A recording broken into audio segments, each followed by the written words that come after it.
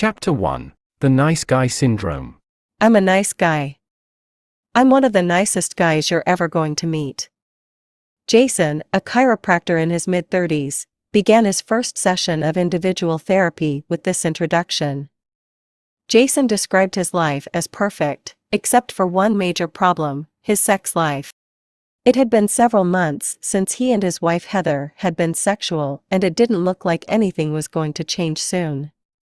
Jason spoke openly about his marriage, his family, and his sexuality. An affable man, he seemed to welcome the opportunity to talk about himself and his life. More than anything, Jason wanted to be liked. He saw himself as a very generous, giving person. He prided himself on not having many ups and downs, and for never losing his temper. He revealed that he liked to make people happy and that he hated conflict. To avoid rocking the boat with his wife, he tended to hold back his feelings and tried to do everything right. After this introduction, Jason took a piece of paper out of his pocket and began to unfold it. While doing so, he stated that he had written a few things down so he wouldn't forget them. "I can never do it right," Jason began, looking over his list. "No matter how hard I try, Heather always finds something wrong. I don't deserve to be treated this way. I try to be a good husband and father, but it's never good enough." Jason paused as he looked over his list. "This morning is a good example," he continued. "While Heather was getting ready for work, I got our baby Chelsea up, fed her breakfast, gave her a bath. I had her all ready to go and was about to get ready myself. Then Heather walked in and got that look on her face. I knew I was in trouble. 'Why'd you dress her in that? That's a good outfit.'" Jason mimicked his wife's tone. "I didn't know she wanted Chelsea to wear something different. After everything I did to get her ready this morning, it was still wrong." "Here's another example," Jason continued. "The other day I cleaned the kitchen and did a real good job. I loaded the dishwasher, did the pots and pans, and swept the floor. I thought Heather would really appreciate all that I was doing to help out. Before I was finished, she walked in and asked, 'How come you didn't wipe off the counters?' I wasn't even done, for goodness sake." But instead of noticing all that I had done and thanking me, she focused on the one thing I hadn't finished yet. "Then there is the sex thing," Jason continued. "We only messed around a few times before we got married because we're both Christians. Sex is real important to me, but Heather just isn't interested. I thought once you got married, everything was supposed to be great. After all I do for Heather, you'd think she'd be willing to give me the one thing I really want. I do a lot more than most guys. It seems like I'm always giving so much more than I get." Now, looking like a little boy on the couch, Jason pleaded, "All I want is to be loved and appreciated. Is that too much to ask?" Some of the nicest guys you will ever meet, men like Jason, walk into my office on a surprisingly regular basis. These guys come in all shapes and sizes, yet they all have the same basic worldview. Let me introduce you to a few more.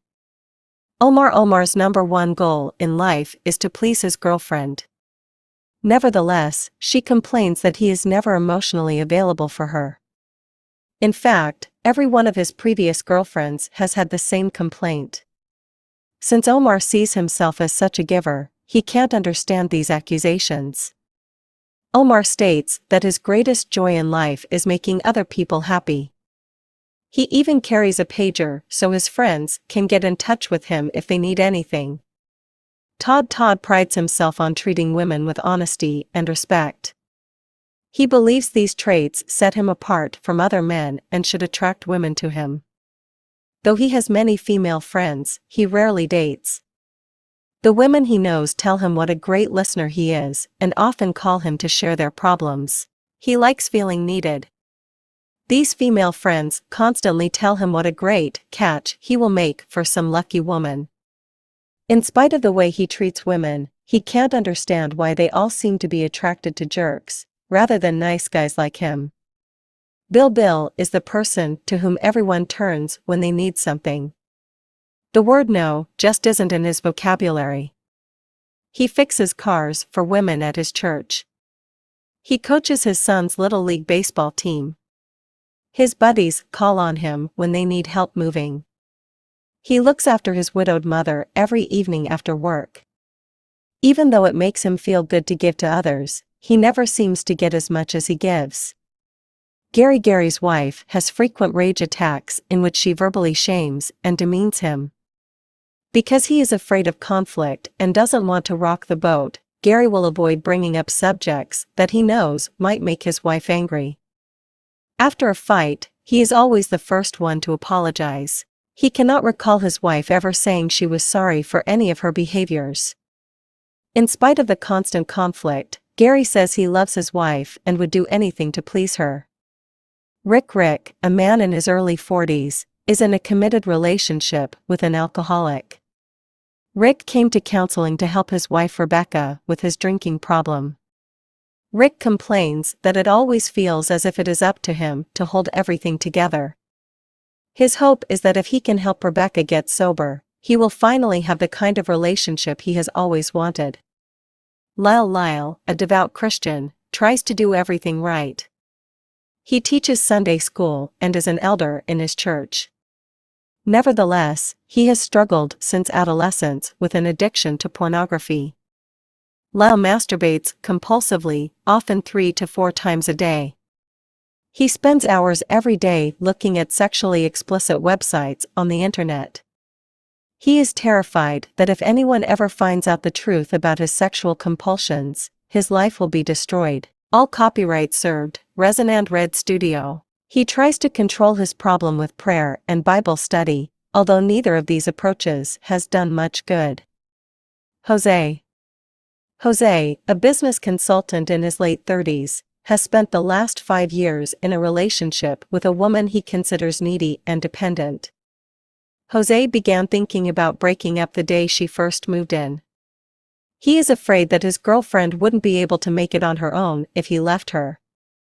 Although he has made several aborted attempts to break up, his girlfriend always becomes such an emotional basket case that he gets back together with her. Jose spends just about every waking moment trying to figure out how to get out of the relationship without hurting his girlfriend or looking like a jerk. Who are these men? Though all of these men are unique, each shares a common life script. They all believe that if they are good and do everything right, they will be loved, get their needs met, and have a problem-free life. This attempt to be good typically involves trying to eliminate or hide certain things about themselves, their mistakes, needs, emotions, and become what they believe others want them to be: generous, helpful, peaceful, etc. I call these men nice guys. Up to now, we haven't paid much attention to the nice guy, but he is everywhere. He is the relative who lets his wife run the show. He is the buddy who will do anything for anybody, but whose own life seems to be in shambles. He is the guy who frustrates his wife or girlfriend because he is so afraid of conflict that nothing ever gets resolved. He is the boss who tells one person what they want to hear, then reverses himself to please someone else. He is the man who lets people walk all over him because he doesn't want to rock the boat. He is the dependable guy at church or the club who will never say no, but would never tell anyone if they were imposing on him.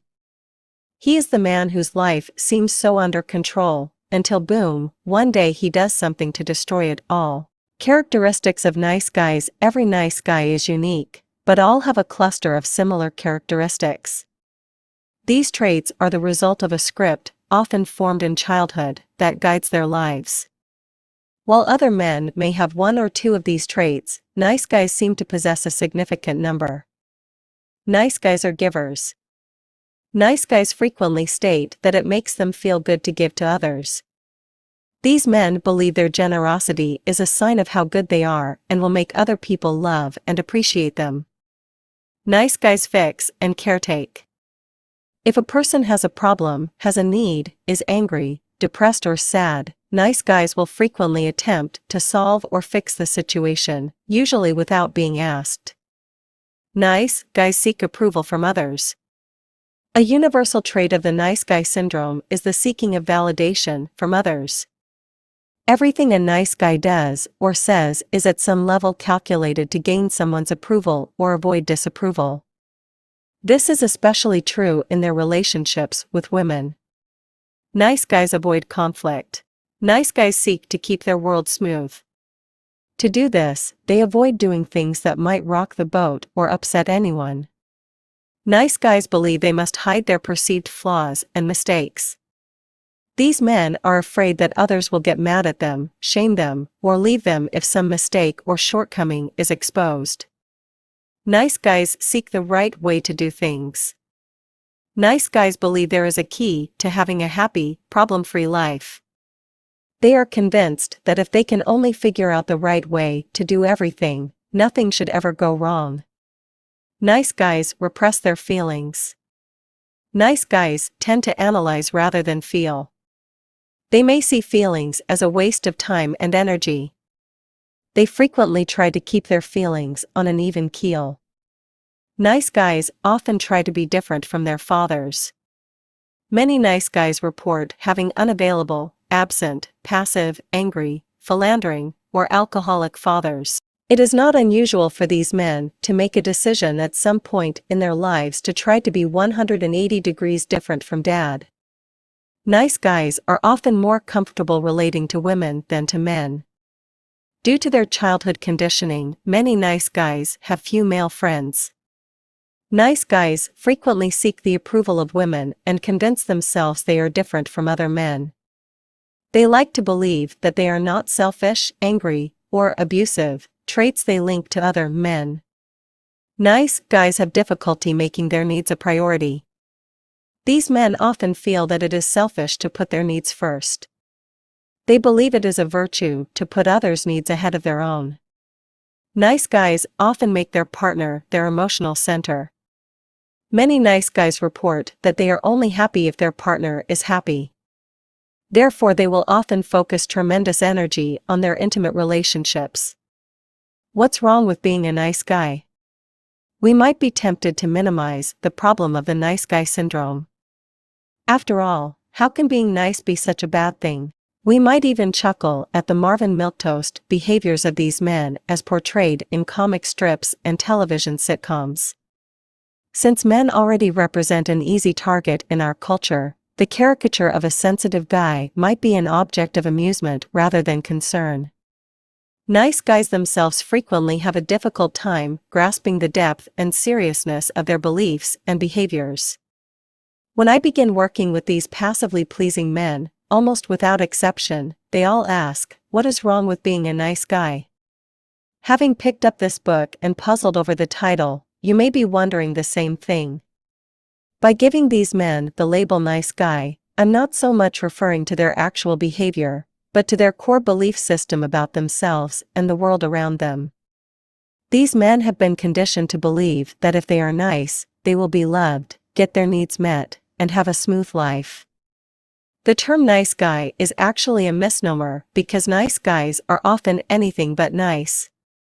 Here are some not so nice traits of nice guys. Nice guys are dishonest. These men hide their mistakes, avoid conflict, say what they think people want to hear, and repress their feelings. These traits make nice guys fundamentally dishonest. Nice guys are secretive. Because they are so driven to seek approval, nice guys will hide anything that they believe might upset anyone. The nice guy motto is, if at first you don't succeed, hide the evidence. Nice guys are compartmentalized. Nice guys are adept at harmonizing contradictory pieces of information about themselves by separating them into individual compartments in their minds. Therefore, a married man can create his own definition of fidelity, which allows him to deny that he had an affair with his secretary, or in turn, because he never put his penis in her vagina. Nice guys are manipulative. Nice guys tend to have a hard time making their needs a priority and have difficulty asking for what they want in clear and direct ways. This creates a sense of powerlessness. Therefore, they frequently resort to manipulation when trying to get their needs met. Nice guys are controlling. A major priority for nice guys is keeping their world smooth. This creates a constant need to try to control the people and things around them. Nice guys give to get. Though nice guys tend to be generous givers, their giving often has unconscious and unspoken strings attached. They want to be appreciated, they want some kind of reciprocation, they want someone to stop being angry at them, etc. Nice guys often report feeling frustrated or resentful as a result of giving so much while seemingly getting so little in return. Nice guys are passive-aggressive. Nice guys tend to express their frustration and resentment in indirect, roundabout, and not-so-nice ways. This includes being unavailable, forgetting, being late, not following through, not being able to get an erection, climaxing too quickly, and repeating the same annoying behaviors even when they have promised to never do them. Nice guys are full of rage. Though nice guys frequently deny ever getting angry, a lifetime of frustration and resentment creates a pressure cooker of repressed rage deep inside these men. This rage tends to erupt at some of the most unexpected and seemingly inappropriate times. Nice guys are addictive. Addictive behavior serves the purpose of relieving stress, altering moods, or medicating pain. Since nice guys tend to keep so much bottled up inside, it has to come out somewhere. One of the most common addictive behaviors for nice guys is sexual compulsiveness. Nice guys have difficulty setting boundaries. Many nice guys have a hard time saying no, stop, or I'm going to. They often feel like helpless victims and see the other person as the cause of the problems they are experiencing. Nice guys are frequently isolated.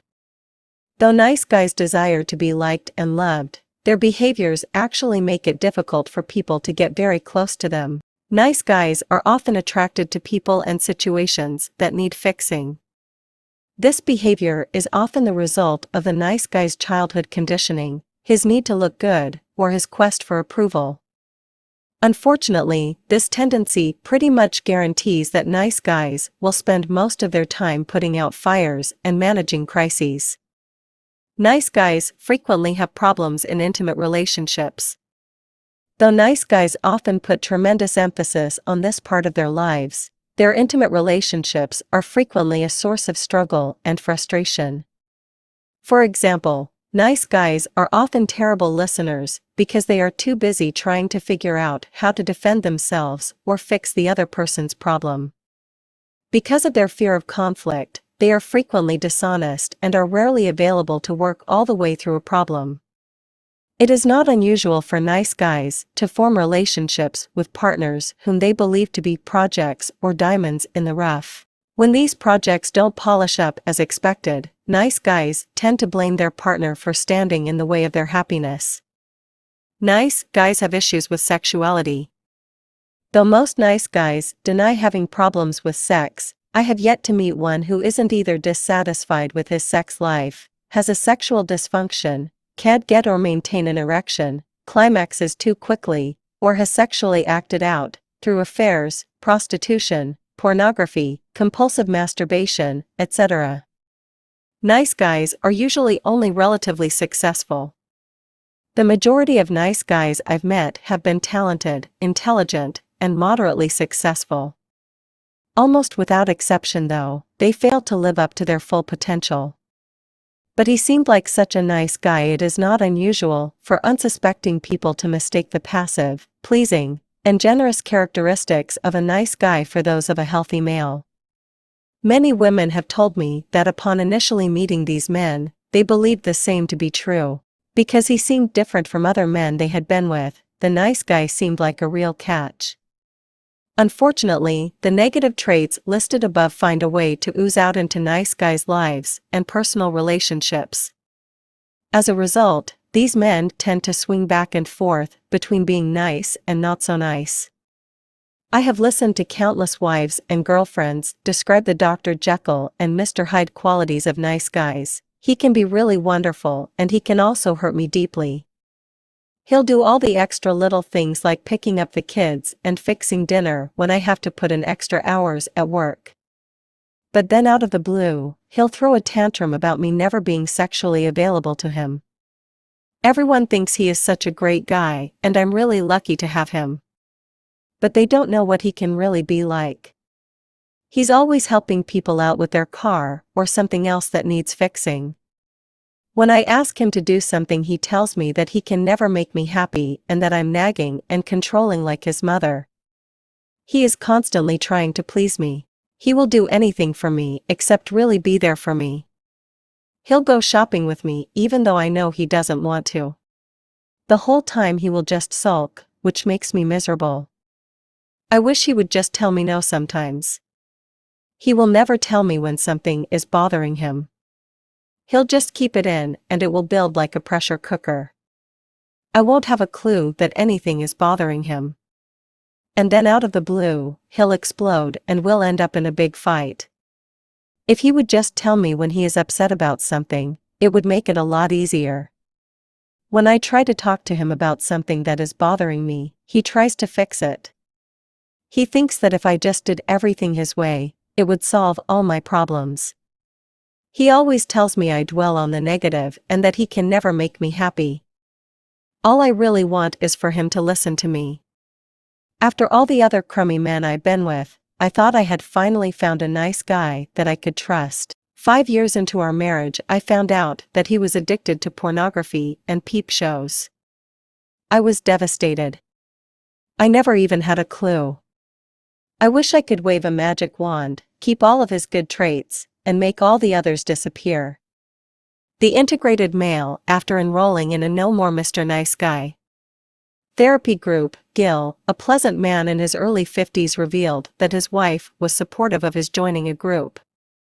Nevertheless, he harbored a secret fear that she would be angry at what the name of the group seemed to imply: how to stop being a nice guy and become an SOB. Using typical nice guy logic, Gil questioned why any woman would be supportive of men becoming not nice. Because nice guys tend to be very black and white in their thinking, the only alternative they can see to being nice is becoming bastards or jerks.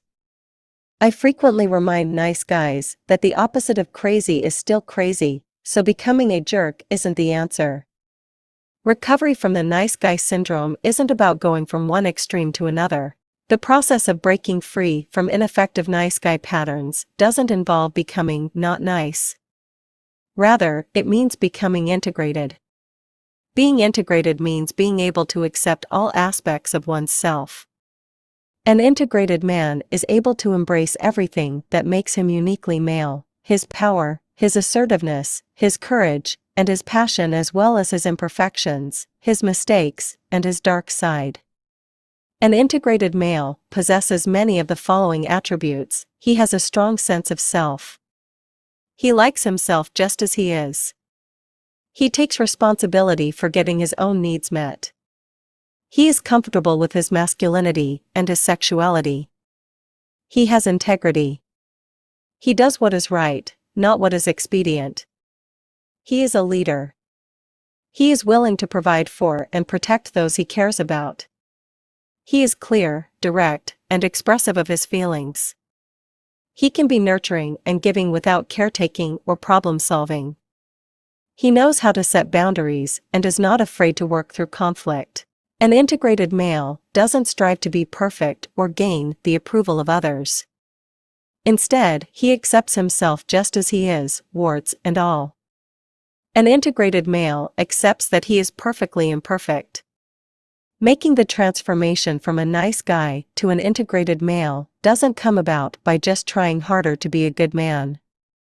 Breaking free from the nice guy syndrome demands embracing a totally different way of viewing oneself and the world, a complete change in one's personal paradigm.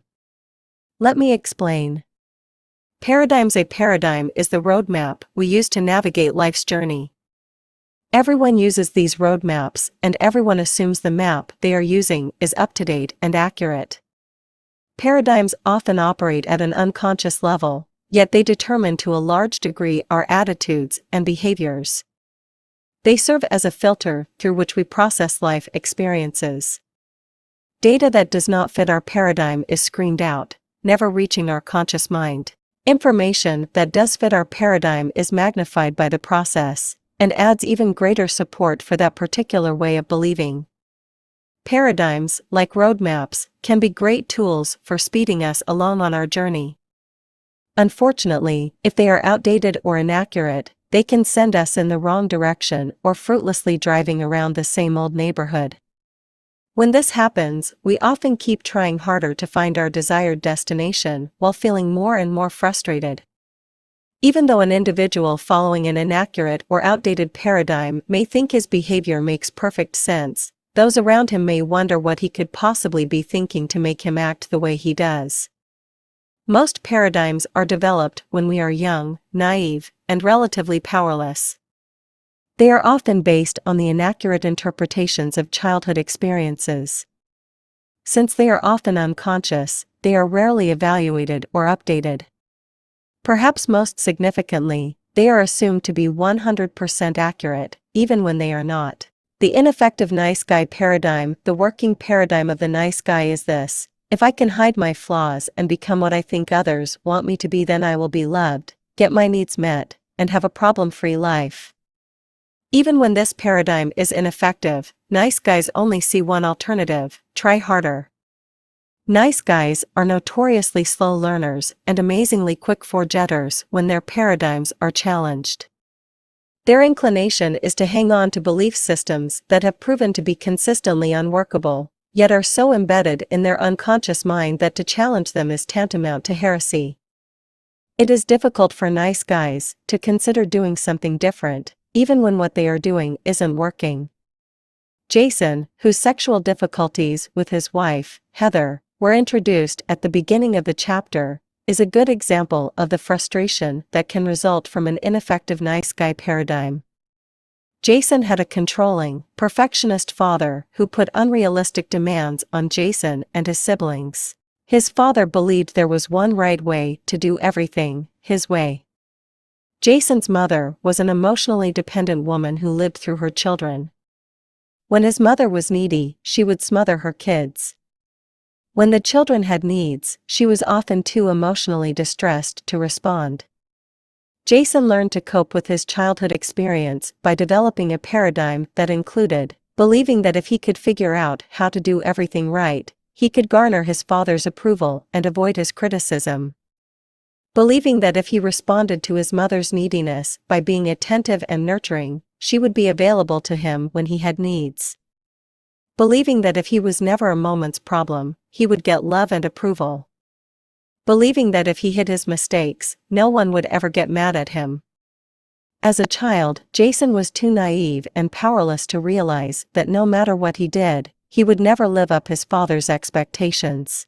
Similarly, no matter how giving he was, his needy mother would never be available to nurture him. He could not see that there really was no way to do everything right. And regardless of how well he believed he hid his flaws or mistakes, people might still get angry at him. Even when his childhood roadmap failed to take him in the desired direction, the only option he could see was to just keep trying harder, doing more of the same. The only thing his paradigm ever really did was to create a distraction from his feelings of fear, worthlessness, and inadequacy. In adulthood, Jason tried to apply his childhood paradigm to his relationship with his wife. Like his mother, his wife was only attentive when she was emotionally needy. Like his father, she could be critical and controlling. By applying his childhood road map to his marriage, trying to do everything right, being attentive and nurturing, never being a moment's problem, hiding his mistakes, Jason created an illusion that he could get his wife to approve of him all the time, be sexually available whenever he wanted, and never get mad at him. His defective paradigm prevented him from seeing that no matter what he did, his wife would still at times be cold, critical, and unavailable, and that maybe he needed her to be that way. Even when his paradigm was just as ineffective in adulthood as it was in childhood, Jason's only option seemed to be to just keep trying harder. Doing something different. One of my all-time favorite Seinfeld episodes is the one where George decided to change his life by acting the opposite of how he would have typically behaved. Ironically, by doing everything the opposite, he gets a beautiful girlfriend and a job with the Yankees. While doing everything the opposite may not be the answer for breaking free from the nice guy syndrome, doing some things different is. Over the last several years, I have watched countless men do something different by applying the principles contained in this book. These men have transformed themselves from resentful, frustrated, helpless nice guys into assertive, empowered, and happy individuals. Just like George on the Seinfeld show, when nice guys decide to make a change, interesting things begin to happen. Among other things, I've watched these men accept themselves just as they are. Use their mistakes as valuable learning tools. Stop seeking the approval of others. Experience loving and intimate relationships. Make their needs a priority. Find people who are able and willing to help them meet their needs. Learn to give judiciously, with no strings attached. Face their fears. Develop integrity and honesty. Set boundaries. Build meaningful relationships with men. Create healthier, more satisfying relationships with women. Experience and express their feelings. Deal with problems directly. Develop an intimate and satisfying sexual relationship. Find peace with the changing complexities of life. Asking for help. Nice guys believe they should be able to do everything on their own. They have a difficult time asking for help and try to hide any signs of imperfection or weakness. Breaking free from the nice guy syndrome involves reversing this pattern.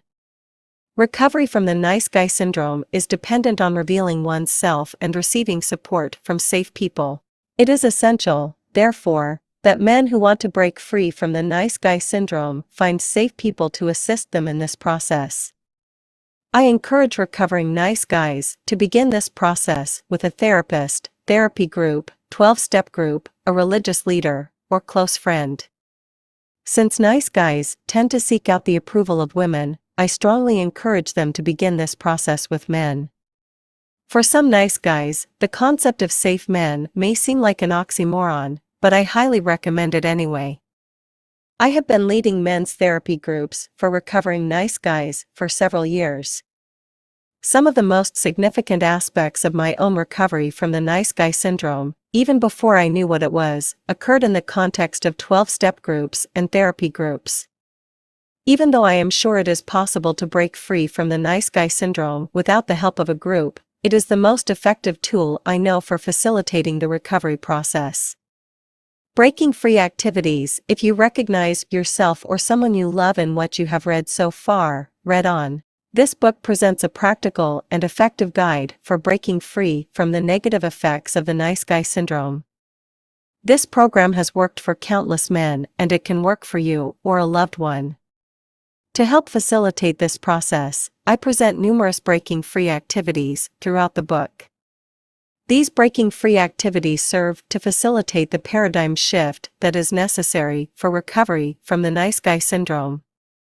They will not only help recovering nice guys understand where their paradigms came from, but will help replace them with more accurate and up-to-date ones. These assignments will also point recovering nice guys in a direction that will help them start doing things differently. Breaking free. Activity number 1. Write down 3 possible safe people or groups that might be able to provide support for you in your recovery from the nice guy syndrome. If no one comes to mind, get out the telephone directory and look up counselors or support groups in the phone book. Write down 3 names and phone numbers and call them when you finish this chapter. If you are employed by a company with an employee assistance program, this is another resource. If you know someone who has been to therapy or a support group, ask them for information. If you have access to the internet, you can search for 12-step groups or support groups. Caution: before you decide to apply the principles presented in this book, I must first warn you about 2 things. The first is that the program of recovery presented in No More Mr. Nice Guy is not just a few good ideas to try on for size. It represents a challenge to everything nice guys believe about what they must do to be loved, get their needs met, and keep their world calm. Breaking free from the nice guy syndrome involves a radical change in perspective and behavior. Trying to do it halfway will only result in needless suffering. Second, breaking free from the nice guy syndrome will significantly affect your personal relationships. If you are currently in a relationship, I encourage you to ask your partner to read this book along with you. The program of recovery, presented in No More Mr. Nice Guy, will significantly affect not only you, but also those closest to you. Though your partner may be supportive of you making positive changes, they may also initially frighten him or her. Reading this book together can help facilitate this transition. With these warnings aside, if what you have read so far makes sense, keep reading. The following chapters contain information that can help you break free from the nice guy syndrome and start getting what you want in love and life. Breaking free activity number 2. Why would it seem rational for a person to try to eliminate or hide certain things about himself and try to become something different unless there was a significant compelling reason for him to do so? Why do people try to change who they really are? Chapter 2, The Making of a Nice Guy. I concluded the previous chapter with the question, why would it seem rational for a person to try to eliminate or hide certain things about himself and try to become something different unless there was a significant compelling reason for him to do so? Why do people try to change who they really are? After spending years examining the nice guy syndrome from every possible angle, there is only one answer to this question that makes sense, because it does not feel safe or acceptable for a boy or man to be just who he is. Becoming a nice guy is a way of coping with situations where it does not feel safe or acceptable for a boy or man to be just who he is. Further, the only thing that would make a child or an adult sacrifice one's self by trying to become something different is a belief that being just who he is must be a bad and/or dangerous thing. The premise of this book is that during their formative years, all nice guys received messages from their families and the world around them that it was not safe, acceptable, or desirable for them to be who they were, just as they were. So how did nice guys receive these messages, and why did they respond to them in the way that they did? The following is a short course on how families and society turn perfect little boys into men who believe they have to be good in order to be loved. Coping with abandonment. The most impressionable time in an individual's life is from birth to about 5 years. In these first few years, a child's personality is most significantly influenced by his surroundings. It is during this time that his paradigms begin to be established. Since the strongest influences during this time are usually a child's parents and extended family, this is where we must begin our examination of the origins of the nice guy syndrome. There are 2 important facts we must understand about children. First, when children come into the world, they are totally helpless. They are dependent on others to recognize and respond to their needs in a timely, judicious manner. As a result of this dependency, every child's greatest fear is abandonment.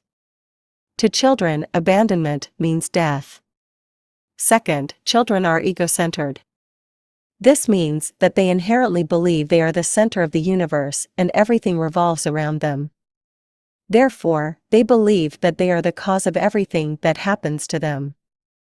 These 2 factors, their fear of abandonment and their ego-centeredness, create a very powerful dynamic for all children. Whenever a child experiences any kind of abandonment, he will always believe that he is the cause of what has happened to him. These abandonment experiences might include any of the following experiences: he is hungry and no one feeds him. He cries and no one holds him. He is lonely and no one pays attention to him. A parent gets angry at him. A parent neglects him. A parent puts unrealistic expectations on him. A parent uses him to gratify his or her own needs. A parent shames him. A parent hits him. A parent doesn't want him. A parent leaves him and doesn't come back in a timely manner. Because every child is born into an imperfect world and into an imperfect family, every child has abandonment experiences. Even though their belief that they are the cause of these painful events is, in fact, an inaccurate interpretation of their life, children have no other way to understand the world. Toxic shame. These abandonment experiences, and the naive, ego-centered interpretation of them, creates a belief in some young children that it is not acceptable for them to be who they are, just as they are. They conclude that there must be something wrong with them, which causes the important people in their lives to abandon them. They have no way of comprehending that their abandonment experiences are not caused by something about them, but by the people who are supposed to recognize and meet their needs. This naive, ego-centered interpretation of their abandonment experiences creates a psychological state called toxic shame. Toxic shame is the belief that one is inherently bad, defective, different, or unlovable. Toxic shame is not just a belief that one does bad things, it is a deeply held core belief that one is bad. Survival mechanisms. As a result of these abandonment experiences and the faulty interpretation of these events, all children develop survival mechanisms to help them do three very important things. 1. Try to cope with the emotional and physical distress of being abandoned. 2. Try to prevent similar events from happening again. 3. Try to hide their internalized toxic shame, or perceived badness, from themselves and others. Children find a multitude of creative ways to try to accomplish these three goals. Since their insight, experience, and resources are limited, these survival mechanisms are often ineffective and sometimes seemingly illogical. For instance, a child who is feeling lonely may misbehave in a way that is sure to attract his parents' attention in a negative way. Even though it may seem illogical for a child to do something that invites painful or negative attention, the consequences of the behavior may not feel as bad as feeling lonely or isolated. Trying to be good, trying to become what he believes others want him to be, is just one of many possible scripts that a little boy might form as the result of childhood abandonment experiences and the internalization of toxic shame. The origin of the nice guy paradigm. When I first began exploring my own nice guy attitudes and behaviors, I had no idea how all the pieces fit together. I believed that I came from a pretty good family and had lived a pretty good life. When I began observing other men with traits similar to my own, I encountered the same general lack of insight into the origins of their own emotional and behavioral patterns. When questioned about their childhood, nice guys frequently tell me they grew up in perfect, great, Leave It to Beaver, or all-American families. Nevertheless, these men learned to hide their flaws and tried to become what they believed others wanted them to be. These factors indicate that at some point in their early lives, their circumstances were less than ideal. Alan, Jason, and Jose are all nice guys. Each of these men had different childhood experiences. They are all unique in the way that their nice guy scripts are played out in their adult lives. In spite of these differences, they all developed a core belief in childhood that they were not okay just as they were. As a result of their internalized toxic shame, each developed a life paradigm that involved seeking approval and hiding perceived flaws. All of these men believed that these life strategies were necessary if they were to have any hope of being loved, getting their needs met, and having a problem-free life. Alan, the oldest of 3 children in a single-parent family, Alan prided himself on having never caused his mother a moment's pain. As a child, he performed well in sports and school. He believed that these things set him apart from his siblings and made his mother proud. Alan was the first person in his family to get a college degree, another factor he believed made him special. Alan's father, an abusive alcoholic, abandoned the family when Alan was 7. At an early age, Alan made a decision to be 180 degrees different from his father. As a result, he prided himself on being patient, giving, and even-keeled. Alan worked hard to never be angry or demeaning like his father. He was an active leader in his youth group at church and never drank alcohol or did drugs as a teenager. Alan's mother, a fundamentalist Christian, raised Alan in a sect that preached hellfire and brimstone. He came to believe that he was a sinner for having normal thoughts, impulses, and behaviors. Though he always worked hard to be a good Christian, he lived with a constant fear that he might make a mistake and suffer everlasting punishment. Alan believed his mother was a saint. She would do anything for her children. She would listen and wasn't critical.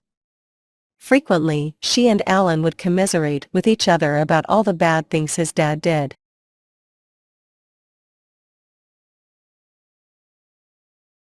On more than one occasion, Alan's mother told him that she was trying to raise her sons to be different from their father.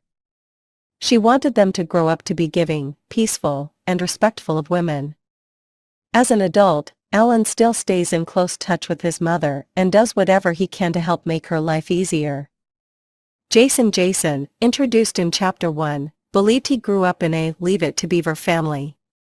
In reality, both of Jason's parents lived through their children.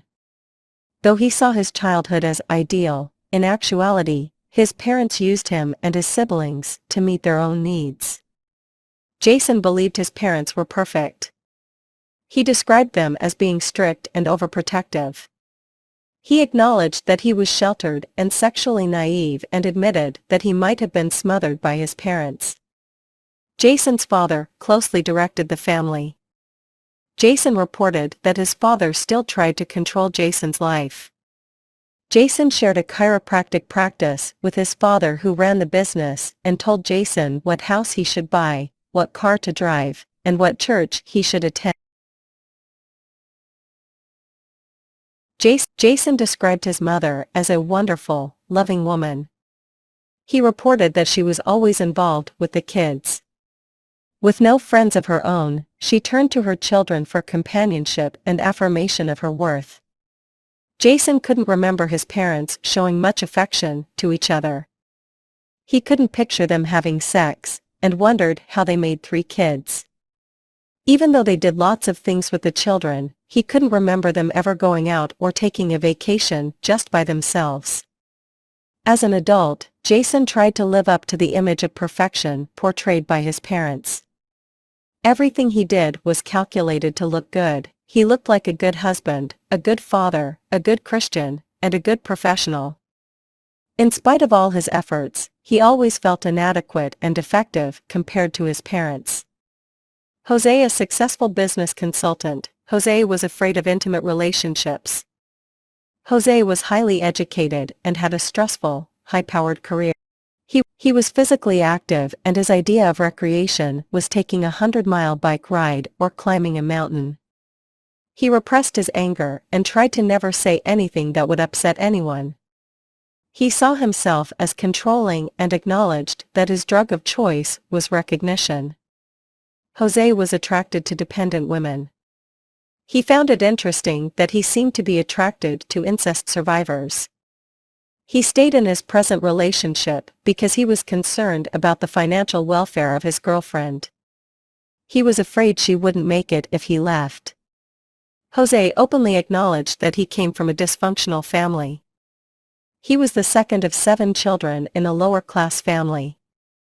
At around the age of 14, he took on the role of parenting his younger siblings. Jose reported that there was tremendous chaos in his family, and he saw his job as protecting his brothers and sisters from its effects. Jose saw his father as angry, controlling, and abusive. He was explosive and demeaning to the boys, and sexually abusive to the girls. Jose's mother was manic-depressive. She had extreme mood swings and had a difficult time staying on her medication. When she was manic, the house would be spotless. She would talk of entertaining politicians and socialites, and she would begin destructive sexual relationships. When she was depressed, she kept the windows covered, the house became a wreck, and she would threaten to kill herself. When he was 15, Jose had to break through a locked door and take a loaded gun away from his mother. She had been threatening suicide while all 7 kids stood by terrified. Jose saw this as a typical scenario growing up in his home. Jose worked hard all of his life to be different from his family. His family had him on a pedestal, and he was the one to whom everyone turned whenever they had a problem. His job as a family member was fixing chaos. His job as a business consultant was fixing chaos. His role in relationships was fixing chaos. Jose's life script required chaos, because without it, he would be out of a job. Jose considered his natural intelligence, work ethic, and ability to solve problems his saving grace. It was these factors, he believed, that allowed him to escape his family dysfunction and make something of himself. Without them, he was convinced, he would have ended up just like his parents and the rest of siblings.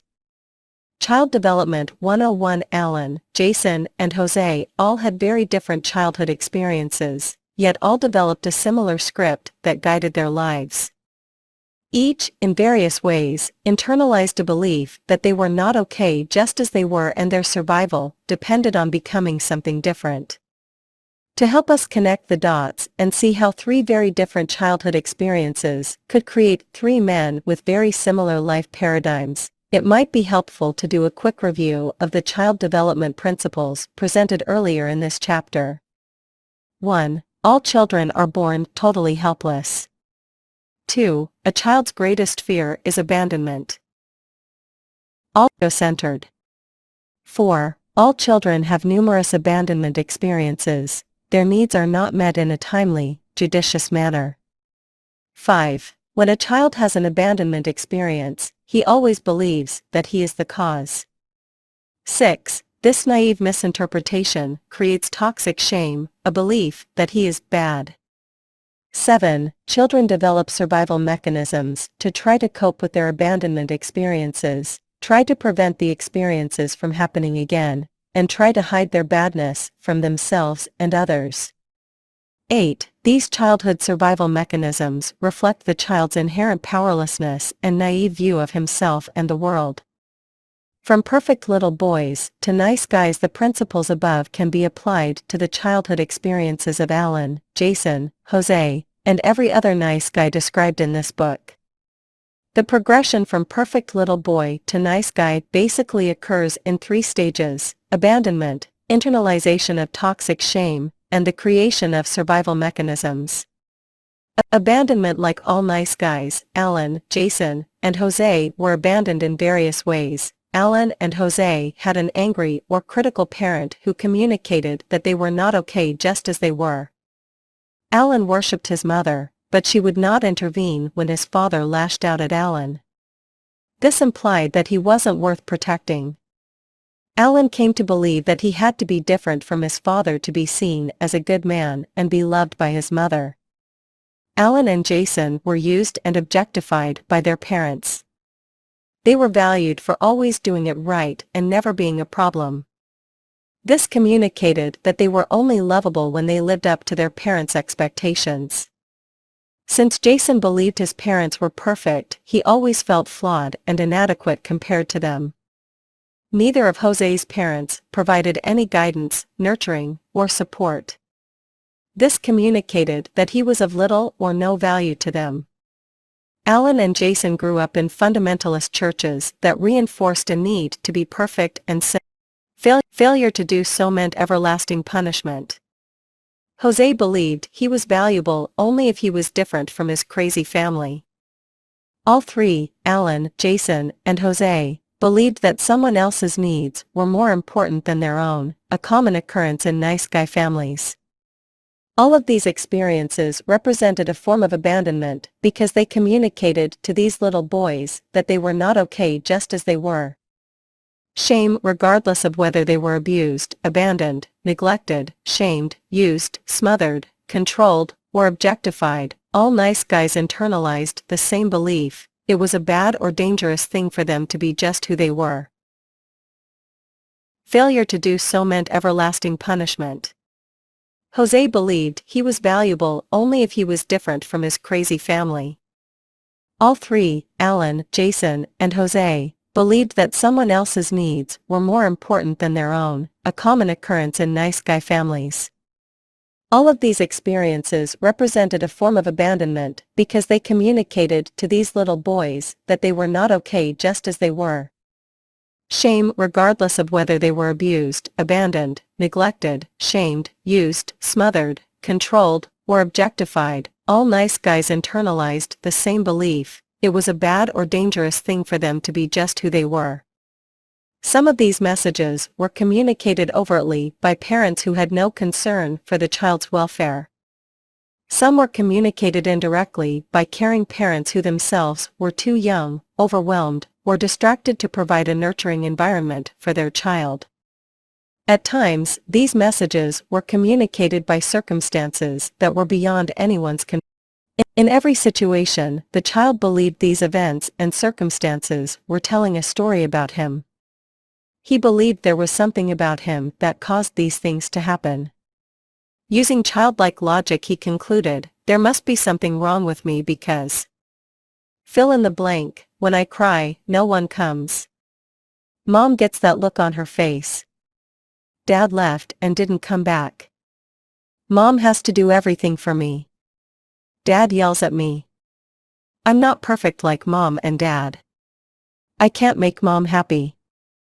These childhood experiences also caused the young boy to believe, I'm only good enough and lovable when fill in the blank, I'm different from Dad. Mom needs me. I don't make any mistakes. I make good grades. I'm happy. I'm not like my brother. I don't cause anyone any problems. I make Mom and Dad happy. Survival mechanisms as a result of their childhood abandonment experiences and the inaccurate interpretation of these events, all nice guys developed survival mechanisms to help them do three very important things. 1. Try to pain and terror caused by their abandonment experiences. 2. Try to prevent these abandonment experiences from occurring again. 3. Try to hide their toxic shame from themselves and others. For nice guys, these survival mechanisms took the form of the following life paradigm: if I can hide my flaws and become what I think others want me to be, then I will be loved, get my needs met, and have a problem-free life. It is this paradigm, formed in childhood, that guides and controls everything nice guys do in their adult lives. Even though it is based on faulty interpretations of childhood events, it is the only roadmap these men have. Nice guys believe this map is accurate, and if they follow it correctly, they should arrive at their desired location, a smooth, happy life. Even though this life script is often highly ineffective, nice guys frequently just keep trying harder, doing more of the same, hoping for different results. 2. The survival mechanisms that nice guys develop to deal with their abandonment experiences and internalized toxic shame are usually manifested in one of two ways. In one form, a nice guy exaggerates his belief about his not okayness and believes he is the worst kind of person. I call this man the I'm so bad nice guy. The I'm so bad nice guy is convinced everyone can see how bad he is. He can give concrete examples of bad behavior in childhood, adolescence, and adulthood that support his core belief about himself. He can tell of breaking windows and getting whippings as a little boy. He will reveal running afoul of the law and making his mother cry when he was a teenager. He will tell tales of smoking, drinking, using drugs, and carousing as an adult. He is convinced his only hope for having any kind of happiness in life lies in trying his best to mask his inherent badness.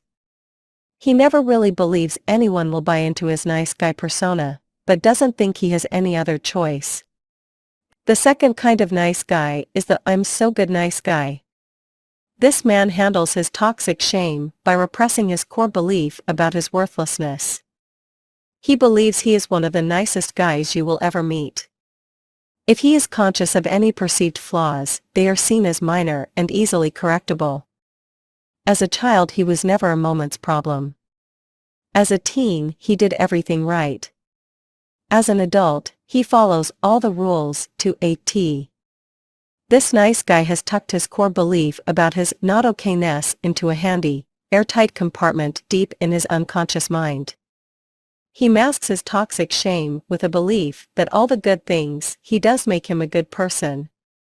Even though the two kinds of nice guys may differ in their conscious awareness of their toxic shame, both operate from the same life paradigm. All nice guys believe they are not okay just as they are, and therefore must hide their flaws and become what they believe other people want. I'm between the two kinds of nice guys to help both see their distortions. Neither is as bad or good as they believe themselves to be. They are both just wounded souls operating from a belief system based on the inaccurate perceptions of the events of their childhood. Breaking free activity number 3. It is impossible to cover every factor that might cause a young boy to try to hide his perceived flaws and seek approval from others.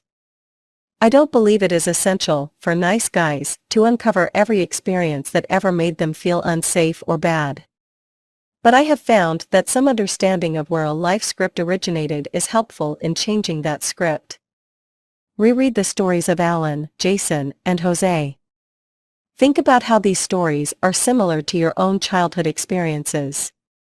On a separate piece of paper or journal, write down or illustrate the messages you received in your family that seem to imply that it wasn't okay for you to be who you were, just as you were. Share these experiences with a safe person. As you do, make note of your feelings. Do you feel sad, angry, lonely, numb? Share this information as well. The purpose of this assignment is to name, rather than blame. Blaming will keep you stuck. Naming the childhood experiences that led you to believe that it was not a safe or acceptable thing for you to be just who you were will allow you replace these messages with more accurate ones and help you change your nice guy script. The baby boom generation and the sensitive guy. Every child who has ever lived has experienced various forms of abandonment. There are many ways in which children can interpret and respond to these events. As stated above, becoming a nice guy is just one of many possible reactions. The childhood experiences described above are probably not sufficient in just themselves, however, to account for the multitude of nice guys I encounter regularly. I have no doubt that nice guys have always existed.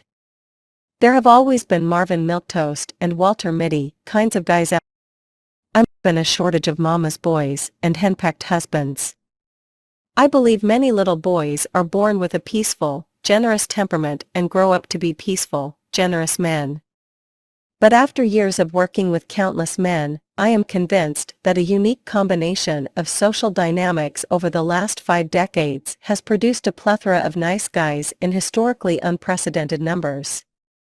To truly understand the current phenomena of the nice guy syndrome, we have to take into account a series of significant social changes that began around the turn of the century and accelerated following World War II.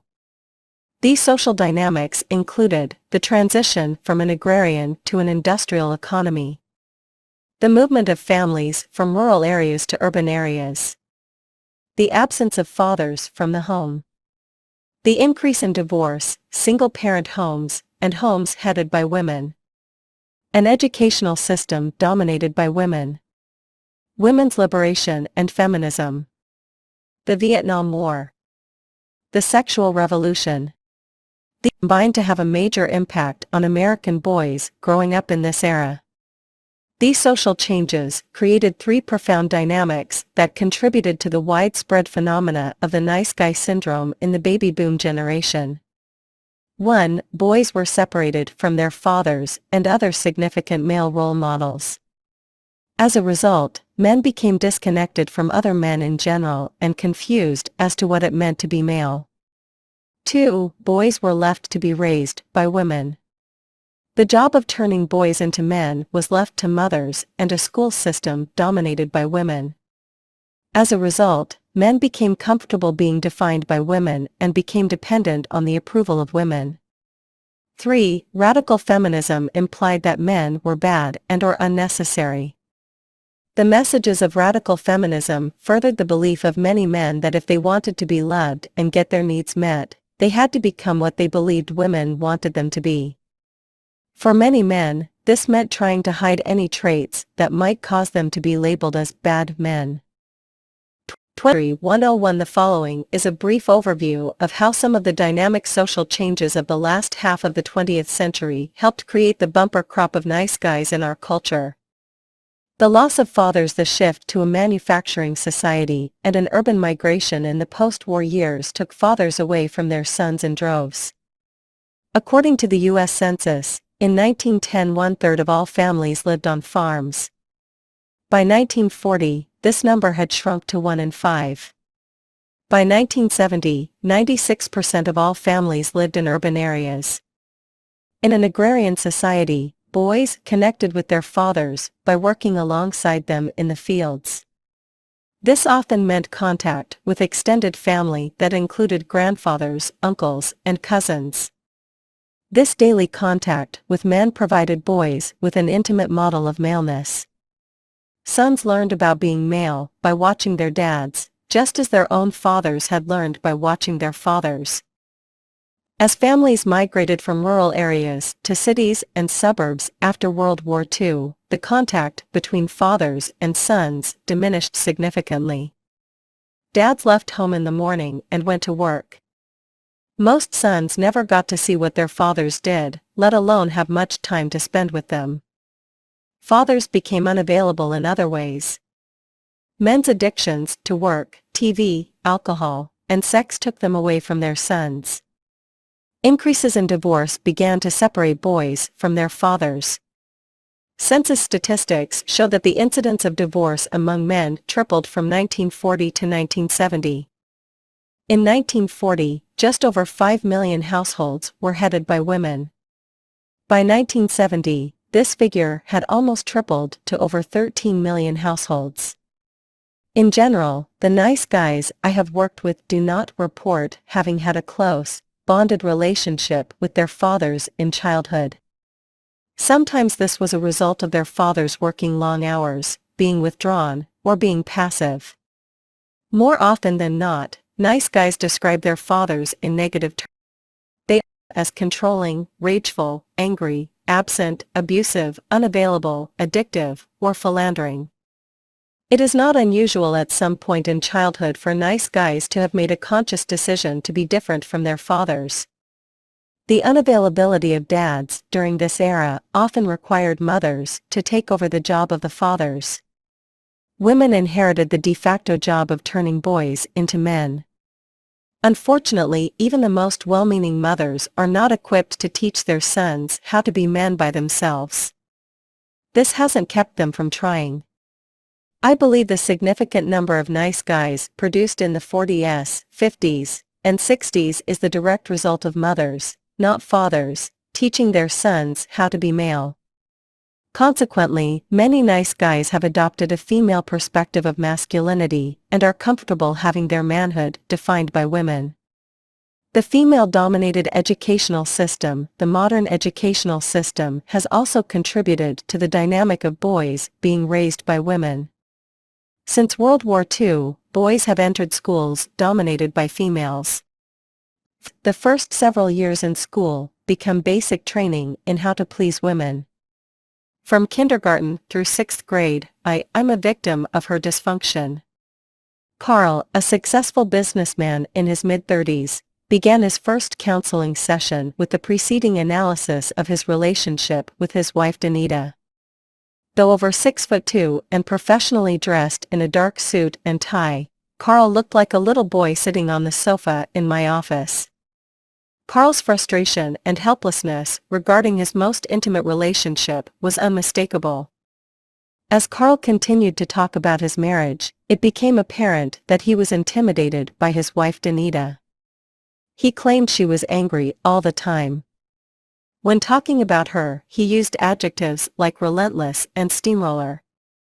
Because of his fear of her anger, he lied to her and avoided interacting with her. In many ways, Carl revealed, Danita is just like my mother. There was just no pleasing mom. I learned to her and tune her out when she was bitching. I got really good at lying and hiding what I didn't want her to know about. I guess I'm still pretty good at that today. As Carl brought the discussion back to the present, he revealed, every other area of my life is great. If it wasn't for Danita, my life would be perfect. I just don't think she knows how to be happy. Intimate strangers in general, nice guys end up in my office for one of two reasons.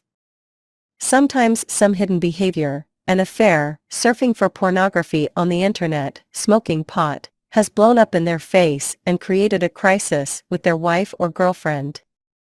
More often, their call to a therapist is motivated by some problem or dissatisfaction in their most intimate relationship. Their wife or girlfriend doesn't want to have sex as often as they do, she is depressed, angry, unavailable, or unfaithful, or all of the above. These men usually believe there is a simple answer to their problem. Some of them are sure everything will be okay if they can just stop doing that one thing that keeps making their wife or girlfriend so angry. The rest of them are convinced that if they can get their wife or girlfriend to change, then life will be great. Intimate relationships are often an area of great frustration and bewilderment for nice guys. Most nice guys profess a great desire for intimacy and happiness with their significant other. Nevertheless, intimacy represents an enigmatic riddle for the majority of these men. Robert Bly, the author of Iron John, writes about how the social changes of the baby boom era created a new breed of American men. Bly calls these men soft males. He writes, "They're lovely, valuable people, I like them, they're not interested in harming the earth or starting wars. There's a gentle attitude toward life in their whole being and style of living." But many of these men are not happy. You quickly notice the lack of energy in them. They are life-preserving, but not exactly. Ironically, you often see these men with strong women who positively radiate energy. Here we have a finely tuned young man, ecologically superior to his father, sympathetic to the whole harmony of the universe, yet he himself has little vitality to offer. From a different perspective, Camille Paglia comments on how the social changes of the last 5 decades have changed roles of men and women. The hard-driving woman has to switch personae when she gets home. She's got to throttle back, or she'll castrate everything in the domestic niche. Many white, middle-class women have dodged this dilemma by finding themselves a nice, malleable boyman who becomes another son in the subliminally matriarchal house. Politically incorrect desires, Salon, issue 49, regardless of whether we call these men soft males, sensitive new age guys, or nice guys, the unique combination of social events in the post-World War II era reinforced and magnified the messages that many little boys had already received from their families, that they weren't okay just as they were. These social events further amplified the belief that if they wanted to be loved, get their needs met, and have a smooth life, they had to hide their flaws and become what others, especially women, wanted them to be. My observation in recent years points to the reality that the conditioning described above did not end with the baby boom generation. I am seeing more and more young men in their 20s, and even teens, who demonstrate all of the characteristics of the nice guy syndrome. Not only have these young men been affected by all of the social dynamics listed above, even more grew up in single-parent families or were raised by nice guy fathers. As I write this, I expect that we are just beginning on our 3rd generation of nice guys. The habits of highly ineffective men as a result of the family and social conditioning described above, nice guys struggle to get what they want in love and life, and ineffective survival mechanisms, the roadmap they follow just won't take them where they want to go. This is frustrating. But rather than trying something different, their life paradigm requires that they keep trying harder, doing more of the same. I frequently tell nice guys, if you keep doing what you've always done, you'll keep getting what you've always had. To reiterate what I've illustrated before, nice guys prevent themselves from getting what they want in love and life by seeking the approval of others, trying to hide their perceived flaws and mistakes, putting other people's needs and wants before their own, sacrificing their personal power and playing the role of a victim, disassociating themselves from other men and their own masculine energy, co-creating relationships that are less than satisfying, creating situations in which they do not have very much good sex, failing to live up their full potential. The actors present a proven plan to show recovering nice guys the most effective ways to do something different. Read on. It is time for you to start getting what you want in love and life. Chapter 3 Learn to please the only person who really matters. I'm a chameleon, revealed Todd, a 30-year-old single nice guy. I will become whatever I believe a person wants me to be in order to be liked. With my smart friends I act intelligent and use a big vocabulary.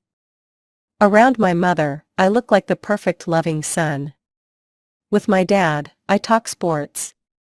With the guys at work I cuss and swear, whatever it takes to look cool. Underneath it all, I'm not sure who I really am or if any of them would like me just for who I am. If I can't figure out what people want me to be, I'm afraid I will be all alone. The funny thing is, I feel alone most of the time anyway. Just about everything a nice guy does is consciously or unconsciously calculated to gain someone's approval or to avoid disapproval. Nice guys seek this external validation in just about every relationship and social situation, even from strangers and people they don't like. Todd is an example of a man who, because of internalized toxic shame, believes he has to become what he thinks other people want him to be. Nice guys believe this chameleon-like metamorphism is essential if they hope to be loved, get their needs met, and have a problem-free life. The seeking of external validation is just one way in which nice guys frequently do the opposite of what works. By trying to please everyone, nice guys often end up pleasing no one, including themselves. Seeking approval, because nice guys do not believe they are okay just as they are, they find a multitude of ways to convince themselves and others that they are lovable and desirable. They may focus on something about themselves, physical appearance, talent, intellect, something they do, act nice, dance well, work hard, or even something external to themselves, attractive wife, cute child, nice car, in order to get value and win others' approval. Value-seeking mechanisms is attachments. Nice guys attach their identity and worth to these things and use them to convince themselves and others that they are valuable. Without these attachments, nice guys don't know what else about themselves would make anyone like or love them. Being a nice guy is the ultimate attachment for these men. They genuinely believe their commitment to being good and doing it right is what makes them valuable and compensates for their internalized belief that they are bad. Because of their toxic shame, it is impossible for nice guys to grasp that people might like them and love them just for who they are.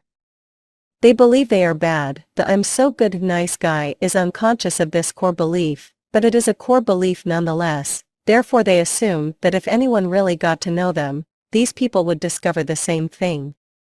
They attach themselves to things that make them feel valuable and garner approval from others seems essential if they hope to be loved, get their needs met, and have a problem-free life. Breaking free activity number 4. I've taken surveys in several No More Mr. Nice Guy groups asking the members about the attachments they use to try to get external approval. The following are just a few of the responses. Look over the list. Note any of the ways in which you seek approval. Add to the list any behaviors that are uniquely you. Write down examples of each. Ask others for feedback about the ways in which they see you seeking approval. Having one's hair just right. Being smart. Having a pleasant, non-threatening voice. Looking unselfish. Themselves to things that make them feel valuable and garner approval from others. Being able to attach themselves to things that make them feel valuable and garner approval from others seems essential if they hope to be loved, get their needs met, and have a problem-free life. Breaking free activity number 4. I've taken surveys in several No More Mr. Nice Guy groups asking the members about the attachments they use to try to get external approval. The following are just a few of the responses. Look over the list. Note any of the ways in which you seek approval. Add to the list any behaviors that are uniquely you. Write down examples of each. Ask others for feedback about the ways in which they see you seeking approval. Having one's hair just right. Being smart. Having a pleasant, non-threatening voice. Looking unselfish. Being different from other men. Staying sober. Being in good shape. Being a great dancer. Being a good lover. Never getting angry. Making other people happy. Being a good worker. Having a clean car. Dressing well. Being nice. Respecting women. Never offending anyone. Looking like a good father. Attachments. Hal is a typical nice guy in the way he uses attachments to seek approval. Cal tries to get external validation by always being in a good mood, driving a nice car, dressing well, having a cute daughter, and having an attractive wife. Let's pick one of these attachments to illustrate how Cal tries to get approval from others. Cal likes to dress his 14-month-old daughter in a cute dress and take her to the park. From the moment he begins to dress her, he is unconsciously attaching his value and identity to the acknowledgement he thinks he will receive from being a good dad.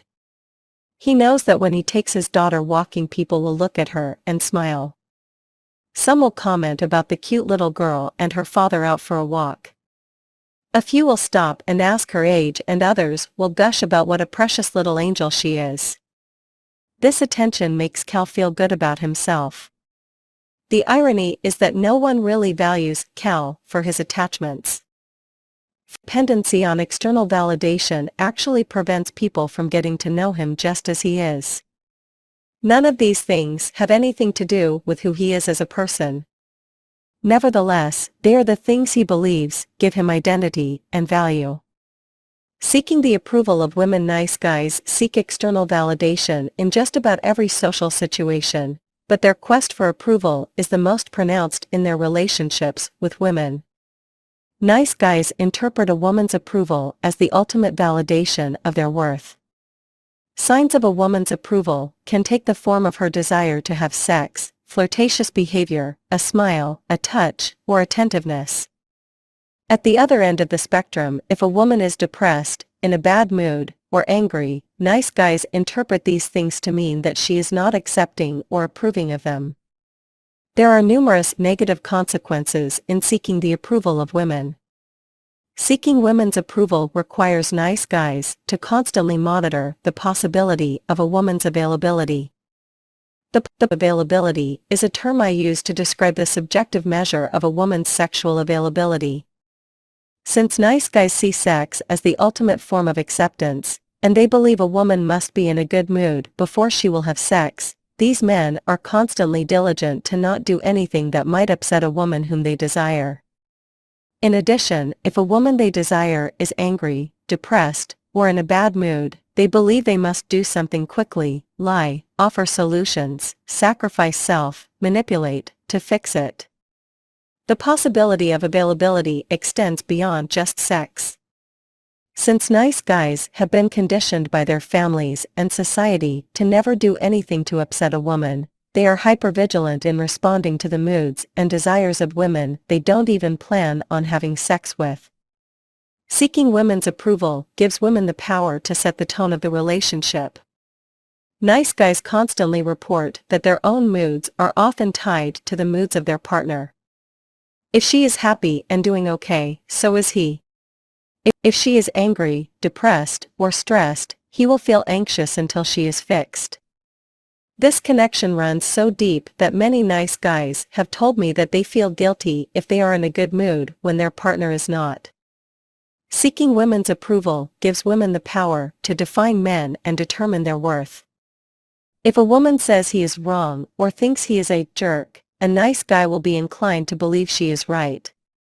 Even if the nice guy argues with the woman's evaluation, at some level he knows that since she is the woman, she must be right.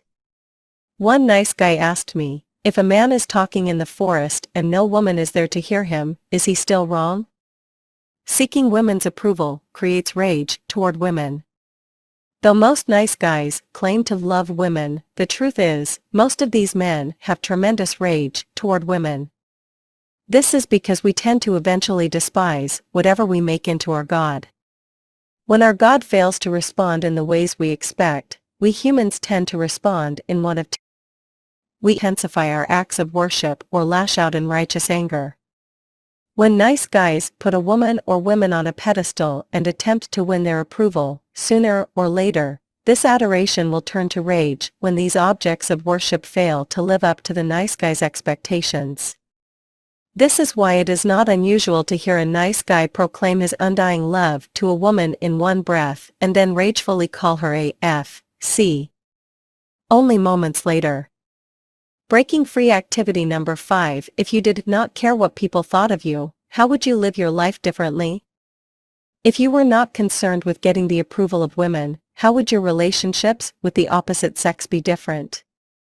Cover-up artists. When my son Steve was 9 years old, he accidentally poked some holes in our kitchen table with a ballpoint pen. When he realized what he had done, he immediately showed his mother the damage. Steve had appropriate, healthy shame about his mistake. He knew that his actions had caused damage to the table. He had to take responsibility. Most importantly, he knew he wasn't bad. If I had done the same thing as a child, or even as an adult, I would have had an attack of toxic shame and tried my best to hide or deny what I had done. I would have been convinced someone was going to be angry at me and stop loving me. I would have lived with the secret as well as a constant fear of being found out. Numerous nice guys have commented that they could relate to my son's situation. Without exception, every one of them has admitted that they would have done the opposite of what Steve did, tried to cover it up.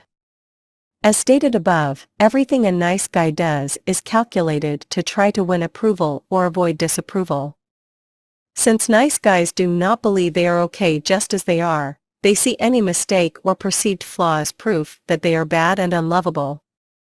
They believe that if anyone sees how bad they really are, they will be hurt, shamed, or abandoned. As a result, nice guys are consummate cover-up artists. All copyright served, Resonant Red Studio. Nice guys believe they must hide or distract attention from any perceived shortcoming. If they forget something. If they are late. If they break something. If they don't understand something. If they do something wrong. If they are depressed. If they are in pain. If they generally mess up. The nice guy's need to hide is often the most pronounced in areas that are just part of being human and alive. That they are sexual. That they have bodily functions. That they are getting older. That they are losing their hair. That they have needs. That they are imperfect. Breaking free activity number 6. Look over the lists above. Write down examples of situations in which you have tried to hide or distract attention from any of these perceived flaws. How effective do you think you are in keeping these things hidden from the people you love? Hiding the evidence. Nice guys find many creative ways to cover up their perceived flaws and mistakes. These include lying. Most nice guys pride themselves on being honest and trustworthy. Ironically, nice guys are fundamentally dishonest. Nice guys will tell lies, partial truths, and omit information if they believe it will prevent someone from focusing on them in a negative way. Drawing on their account. Since nice guys strive so hard to be good, giving, and caring, they believe these acts should build up a credit that wipes clean any wrong they might do. Part of the nice guy's belief is that if he does most things right, no one should ever notice the few things, if any, he does wrong. Fixing. Mature people take responsibility for their actions. When they make a mistake or act inappropriately, they apologize, make amends, or repair the damage. Conversely, nice guys try to fix situations by doing whatever it takes to get the other person to stop being upset. DEAR response. DEAR is an acronym I use for defend, explain, excuse, rationalize. These are all fear-based behaviors used to distract others from focusing on the nice guy's mistakes and bad. Most likely to go into the DEAR response when he has done something or failed to do something, and someone, usually wife, partner, or boss, confronts him and expresses his or her feelings. Turning the tables. If someone gets angry at a nice guy or points out some flaw or mistake, his shame will be triggered. In an attempt to distract himself and the other person from his badness, he may try to turn the tables and do something to trigger the other person's shame. I call this shame dumping. This unconscious strategy is based on the belief that if the nice guy can shift the focus to the other person's badness, he can slip out of the spotlight. Typical shame dumping techniques include blame, bringing up the past, deflection, and pointing out the other person's flaws. Walls. Nice guys build walls that prevent others from getting too close. Understandably, this affects their ability to be intimate, but it also protects them from the consequences of being found out. These walls might include addictions, food, sex, TV, alcohol, work, etc., humor, sarcasm, intellectualism, perfectionism, and isolation. Teflon men. As much as nice guys try to look good and get people to like them, the above defenses keep people at arm's length. Like most nice guy patterns, these unconscious behaviors actually accomplish the exact opposite of what the nice guy really craves. While desiring love and connection, his behaviors serve as an invisible force field that keeps people from being able to get close to him. Nice guys have a difficult time comprehending that in general, people are not drawn to perfection in others. People are drawn to shared interests, shared problems, and an individual's life energy. Humans connect with humans. This paradigm shift is always terrifying for recovering nice guys. The idea of making their needs a priority feels like the quickest route to being disliked, unloved, and all alone. Whenever I challenge nice guys to focus on making their needs a priority, their responses are pretty predictable. People will get angry at me. People will think I'm selfish. I'll be alone. What if everyone lived this way? I then list the benefits for nice guys and the people around them when they begin to put themselves first. They increase the likelihood of getting what they need and want. They can give judiciously, giving what people really need. They can give without resentment and expectation. They become less needy. They become more attractive. Most nice guys will really like the last benefit on the list. Helpless, whiny, wimpy, and needy are not attractive on a man. Confidence and self-assurance are. Most folks are attracted to men who have a sense. Putting the self first doesn't drive people away, it attracts them. Putting the self first is essential for getting what one wants in love and life. Taking responsibility for their own needs helps nice guys get their needs met. In order for nice guys to get their needs met, they must begin to shift their core paradigms. This shift includes coming to believe having needs is part of being human. Mature people make meeting their own needs a priority. They can ask for help in meeting their needs in clear and direct ways. Other people really do want to help them meet their needs. This world is a place of abundance. In order to get their needs met, recovering nice guys must do something radically different from what they have done previously. For nice guys, putting the self first is not just a suggestion to try on for size. It is essential not only for getting needs met, but also for reclaiming personal power, feeling fully alive, and experiencing love and intimacy. Interestingly enough, when nice guys take responsibility for their own needs and make them a priority, those around them benefit too. Gone are the covert contracts, the guessing games, the anger outbursts, and passive-aggressive behavior. Gone are the manipulation, the controlling behavior, and the resentment. I learned this lesson firsthand a few years back. A holiday weekend was approaching and our kids were going to be out of town. I tried to plan some time with my wife Elizabeth, but she seemed ambivalent and unwilling to make a commitment to what she wanted to do. I felt frustrated and put my plans on hold.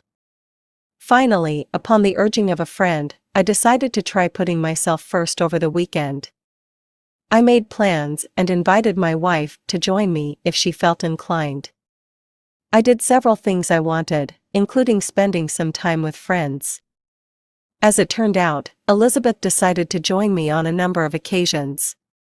On Monday, she shared with me that she had thoroughly enjoyed the weekend and didn't want it to end.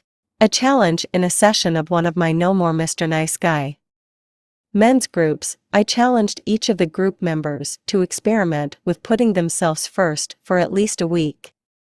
Though the challenge created tremendous anxiety for all of the men, each decided to accept it. The experiences of three of Lars, Reese, and Shane are presented below. Lars, introduced at the beginning of the chapter, went home after the group and told his wife that he was going to make his needs a priority for the following week. She was initially resistant to his proclamation, which added to his anxiety. To boost his courage, Lars called a couple of men in the group. Their encouragement gave him the support he needed to follow through with his commitment. Lars decided to keep it simple. His plan for the week involved making time every day to go to the gym and work out. Before his children were born, Lars had been physically active. The demands of job, home, and children had put an end to that. Lars decided to alternate his workouts before and after work. When he shared his plan with his wife, she applied a little guilt. "That's not fair that you get to work out and I don't," she proclaimed. Lars was tempted to back down. He had an impulse to try to find a solution so his wife could work out too. Instead, he reflected her concern and told her he was going to work out anyway. During his first couple of trips to the gym, Lars was overwhelmed with guilt and anxiety. Nevertheless, he persevered. After the third day, his wife actually asked him how his workout went. As the week continued, Lars began to feel more energized and optimistic about life. He started sleeping better. He enjoyed being around other people at the gym who were also taking good care of themselves. Surprisingly, after his first week, his wife told him that he had inspired her to start taking better care of herself. She told him that she was going to start dropping the kids off at the daycare center at the gym and begin an aerobics class for herself. Reese had joined the No More Mr. Nice Guy group after his breakup with his last girlfriend. Reese's habit on weekends was to go out with his latest girlfriend to bars on Friday, Saturday, and Sunday nights. By Monday morning, he was exhausted. He would spend the rest of the week playing catch-up. Reese was afraid that if he didn't go out whenever his girlfriend wanted, she would leave him. Reese decided that for one weekend, he would put himself first and do what felt right to him. He told his girlfriend in advance. Reese decided that he would go out just one night, not drink, and be in by midnight. On Saturday, he made some plans to go to a movie with a couple of guys in the group. On Sunday he stayed at home to relax and get caught up on some house cleaning and laundry. His goal was to be in bed by 10 p.m. on Sunday evening.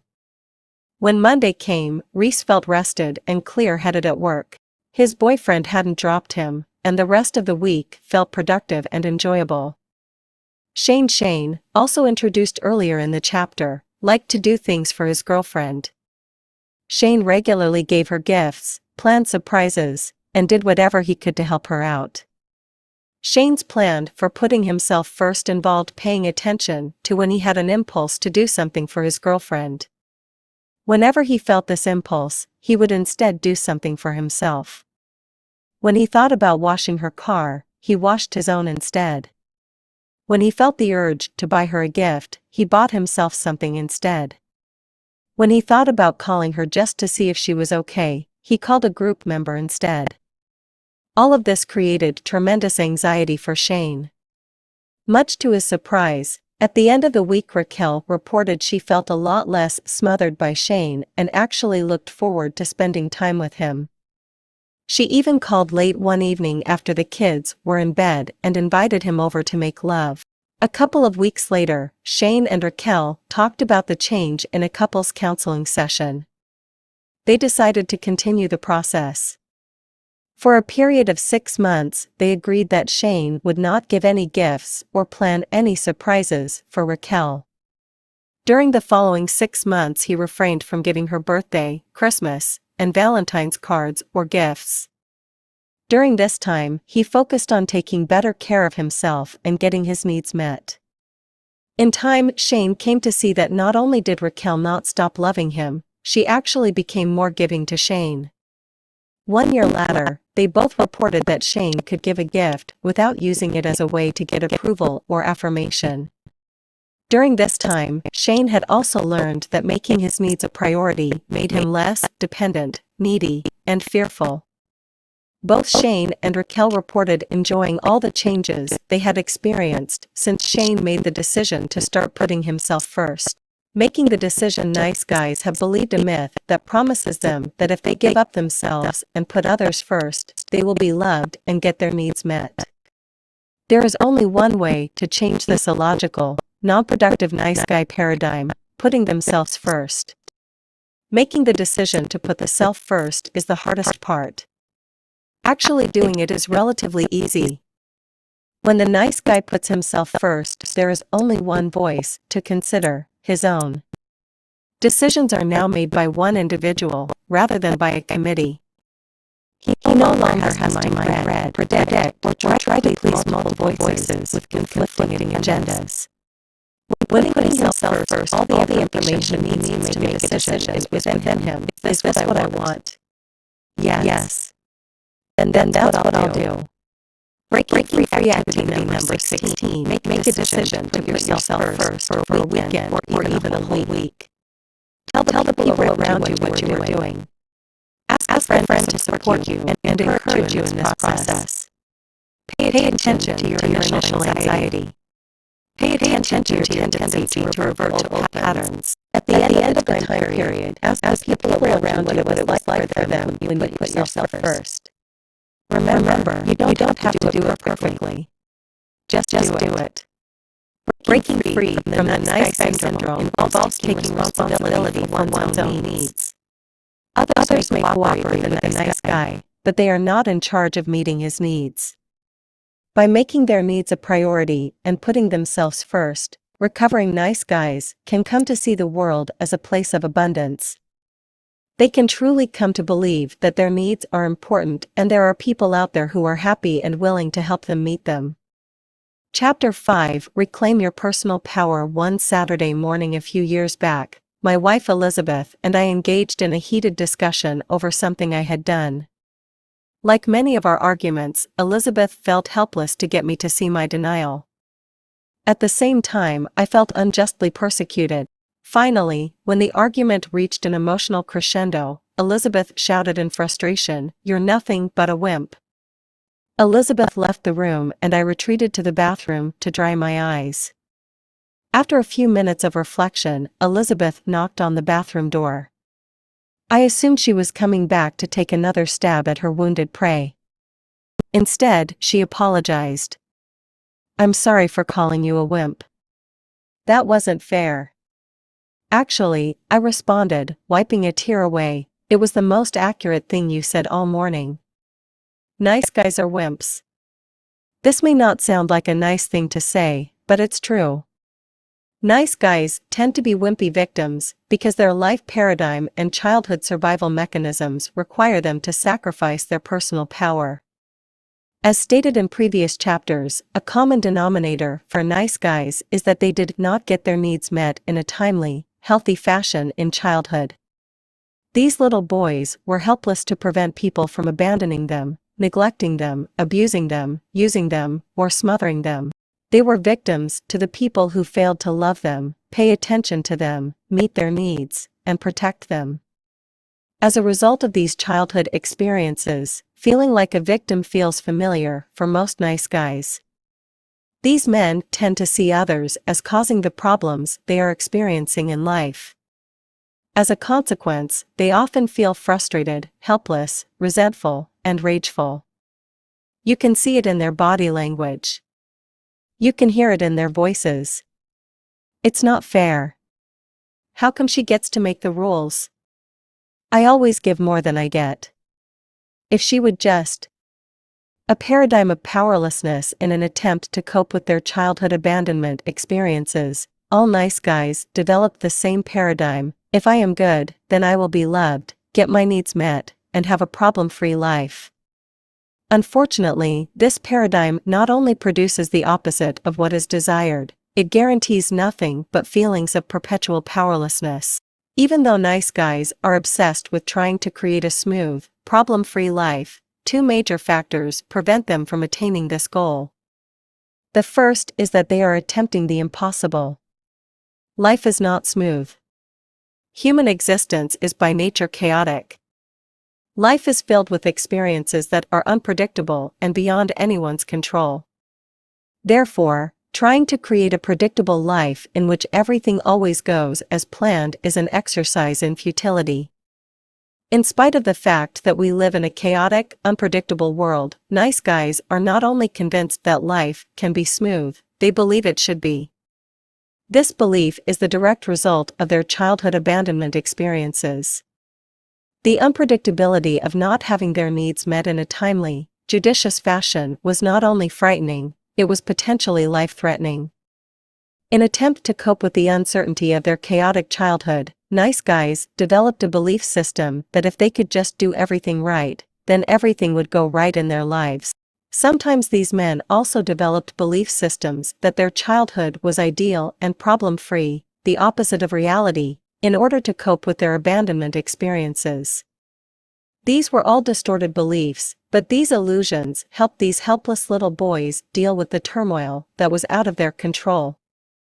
A second reason nice guys never accomplish their goal of having a smooth life is that they do the opposite of what works.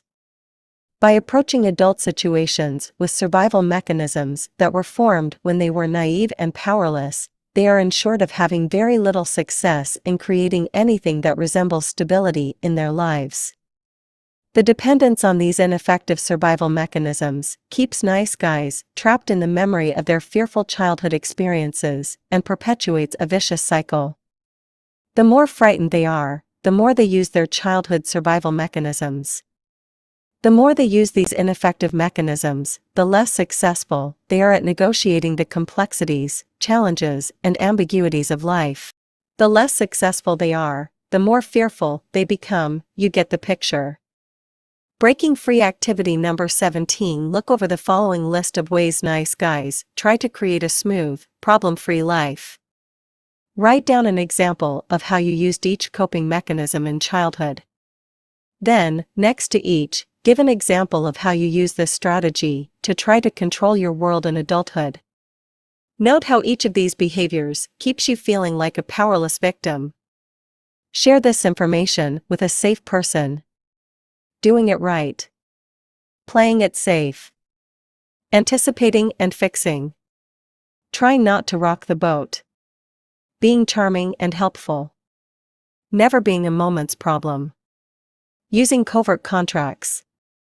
Controlling and manipulating. Caretaking and pleasing. Withholding information. Repressing feelings. Making sure other people don't have feelings.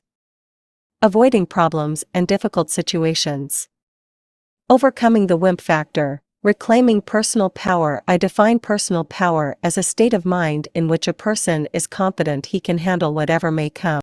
This kind of power not only successfully deals with problems, challenges, and adversity, it actually welcomes them, meets them head-on, and is thankful for them. Personal power isn't the absence of fear.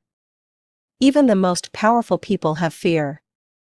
Personal power is the result of feeling fear, but not giving in to the fear. There is a solution to the helplessness and vulnerability nice guys feel. Recovery from the nice guy syndrome allows nice guys to embrace the personal power that is their birthright. Reclaiming personal power includes surrendering, dwelling in reality, expressing feelings, facing fears, developing integrity, setting boundaries. Surrendering helps nice guys reclaim their personal power. Ironically, the most important aspect of reclaiming personal power and getting what one wants in love and life is surrender. Surrender doesn't mean giving up, it means letting go of what one can't change and changing what one can. Letting go doesn't mean not caring or not trying. Letting go means letting be. It is like opening up a tightly clenched fist and releasing the tension stored inside. At first, the fingers will want to return to their former clenched position. The hand almost has to be retrained to open up and relax. So it is with learning how to surrender and let go. Surrender allows recovering nice guys to let go and respond to life's complex beauty, rather than trying to control it. Surrender allows these men to see life as a laboratory for learning, growth, and creativity. Surrender allows recovering nice guys to see each life experience as a gift from the universe to stimulate growth, healing, and learning. Instead of asking, "Why is this happening to me?" the recovering nice guy can respond to life's challenges by pondering, "What do I need to learn from this situation?" Gil exemplifies the process of letting go. Gil had reached a crisis point in his relationship with his girlfriend Barb. Gil had originally begun couples counseling with Barb to fix her problem. He claimed that she was depressed, angry all the time, and had no interest in sex. He reported that he constantly walked on eggshells, trying to make sure he never did anything to upset her. Gil and Barb were both in their early 50s and had been living together for 8 years. They had discussed marriage, but both felt apprehension due to the unsettled nature of their relationship. After a couple months of couples counseling, Gil began to entertain the idea that all the problems in the relationship might not be about Barb. He began looking at his own caretaking and controlling behavior. He also became aware that he had few outside interests and no male friends. After a couple more months, he joined a No More Mr. Nice Guy men's group. Even as Gil began to look at his own problems and ineffective life patterns, he kept seeking the key for making Barb better. It was a slow process, but Gil began to see that he could not do anything to change Barb and that he was going to have to focus on himself. As he began to let go and detach from Barb, he felt tremendous anxiety. He had a deep fear that he was going to get in trouble. He also believed that Barb couldn't handle her problems without his help. With the support of the group, Gil surrendered. He came to realize that he would be okay regardless of whether he and Barb made it as a couple. Much to his surprise, their relationship began to improve. As he let go of trying to solve her problems and detached from her moods, Gil found that he had fewer frustrations and resentments. He even began to see Barb as a gift to help him work through his issues with his angry father. A year later, he announced to his men's group that he and Barb had set a date to get married.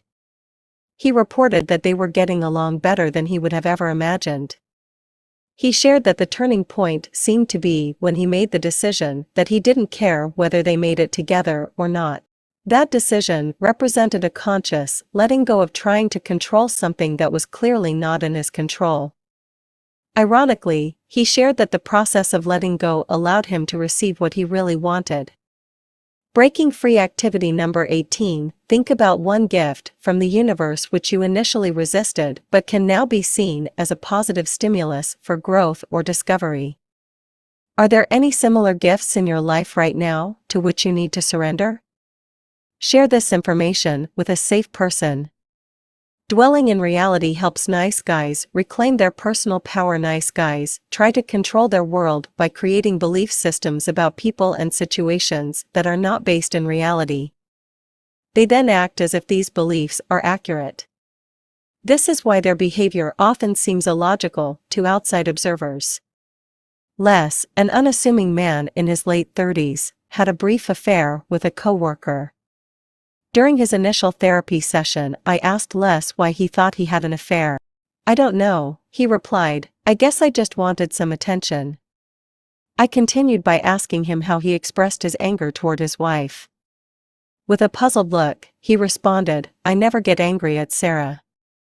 "You mean you two have been married for 10 years and she's never done anything to piss you off?" I asked in mock surprise. To listen to Les talk about his wife, it was evident he had her on a pedestal. It was as equally clear that he was not dwelling in reality when it came to his marriage. When I asked specific questions about his wife, Les revealed how Sarah had gained 60 pounds since they married, refused to cook, was depressed, no longer wanted to have sex with him, treated him with contempt, and would rage at him without provocation. In spite of all these things, Les maintained that his wife was the woman of his dreams and that he loved her dearly. Throughout the next few months of therapy, I consistently held up a mirror of reality to Les in regard to his wife and his relationship with her. This was a slow and difficult process. Les needed to see Sarah in a certain way because of his fear of being alone. To dwell in reality might mean he would have to do something frightening or difficult. As Les began to face his fears of abandonment, he also began to see his wife more accurately. This change allowed him to start asking for what he wanted, set boundaries, and express his feelings of resentment and anger. It soon became apparent that Sarah had no desire to look at her role in the relationship or make any kind of changes. Though it was painful and frightening, accepting things as they really were allowed Les to make the decision to move out and file for divorce. Dwelling in reality allowed Les to look at why he had created the kind of system he had with Sarah. It put him in a position to make difficult but realistic decisions. It allowed him to access the inner power he needed to make significant changes in his life. It also opened the door for him to find someone who was available to help him create the kind of relationship he wanted. Breaking free activity number 19. Pick one area in your life in which you routinely feel frustrated or out of control. Step back from the situation. Is the difficulty you are having with the situation the result of you trying to project the reality you want to believe onto it? If you had to accept the reality of this situation, how might you change your response to it? Expressing feelings helps nice guys reclaim their personal power. Nice guys are terrified of two kinds of feelings, their own and everyone else's. Any kind of intensity causes nice guys to feel out of control. As children, feeling things intensely invited either negative attention or no attention at all. Therefore, it came to feel safer to clamp a lid down tightly on any emotion that might attract too much negative attention or might cause them to feel abandoned. I remember early in our marriage when Elizabeth would express her frustration over my inability to share what I was feeling. Like most nice guys, I had come to see feelings as a dangerous thing. After 30+ years of conditioning, I had no clue what Elizabeth wanted from me. Even as I began to become aware of my feelings, I often kept them to myself. It is almost comical how infrequently it crosses a nice guy's mind to tell his partner what he is feeling. On one occasion, Elizabeth confronted me when I shared a feeling with her that I had been harboring for some time. "Why didn't you tell me about that when you first felt it?" she questioned. "I'm doing better," I replied in typical nice guy fashion. "It only took me 2 weeks to get around to telling you." I frequently hear nice guys rationalize the withholding of their feelings by claiming they don't want to hurt anyone. The truth is they are covering their own butts. What they are really saying is that they don't want to do anything that might recreate their childhood experiences. They're really not trying to protect anyone from harm, they're just trying to keep their world smooth and under control. I frequently tell nice guys, your feelings are just feelings, they won't kill you. Regardless of whether a nice guy is feeling anxious, helpless, shameful, lonely, rageful, or sad, his feelings aren't life-threatening. The goal of teaching nice guys to embrace their feelings is not to make them soft and touchy-feely. Men who are in touch with their feelings are powerful, assertive, and energized. Contrary to what many nice guys believe, they don't have to become more like women in order to have their feelings. This is why I support men in learning about their feelings from other men. While there is no formula or right way to get reconnected with repressed feelings, support groups can teach, model, and support this slow but important process. In a sense, a therapy group can become like a family. In this environment, recovering nice guys can ask for the kind of help in dealing with feelings that was never available to them as children. Since feelings are often messy, a group environment can represent a supportive place to momentarily feel out of control. Here, recovering nice guys find out they won't fall overboard and drown if they rock the boat. They also learn that they won't shrivel up and die if someone else around them has a feeling.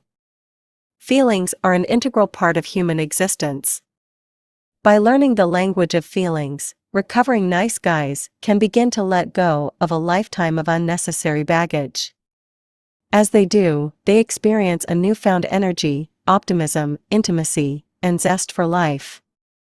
This reality hit home with me a few years ago in a very unexpected way. Elizabeth came to me one day and revealed that she had backed into a parked car.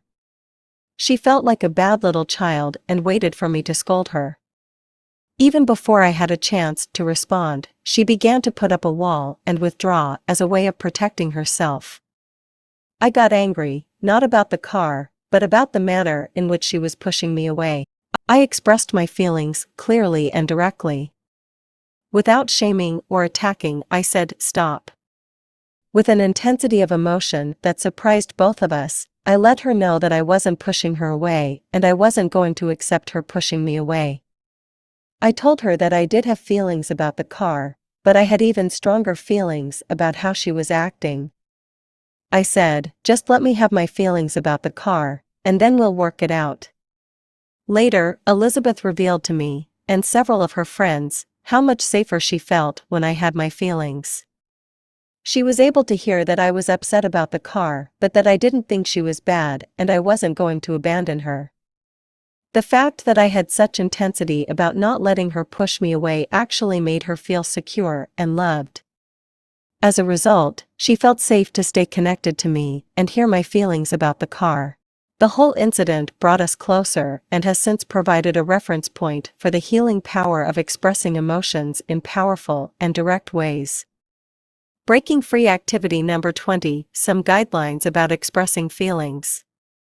Don't focus on the other person, "You are making me mad." Instead, take responsibility for what you are feeling. "I am feeling angry." Don't use feeling words to describe what you are thinking, as in "I feel like Joe was trying to take advantage of me." Instead, pay attention to what you are experiencing in your body. "I'm feeling helpless and frightened." In general, try to begin feeling statements with "I" rather than "you." Try to avoid the crutch of saying "I feel like," as in "I feel like you are being mean to me."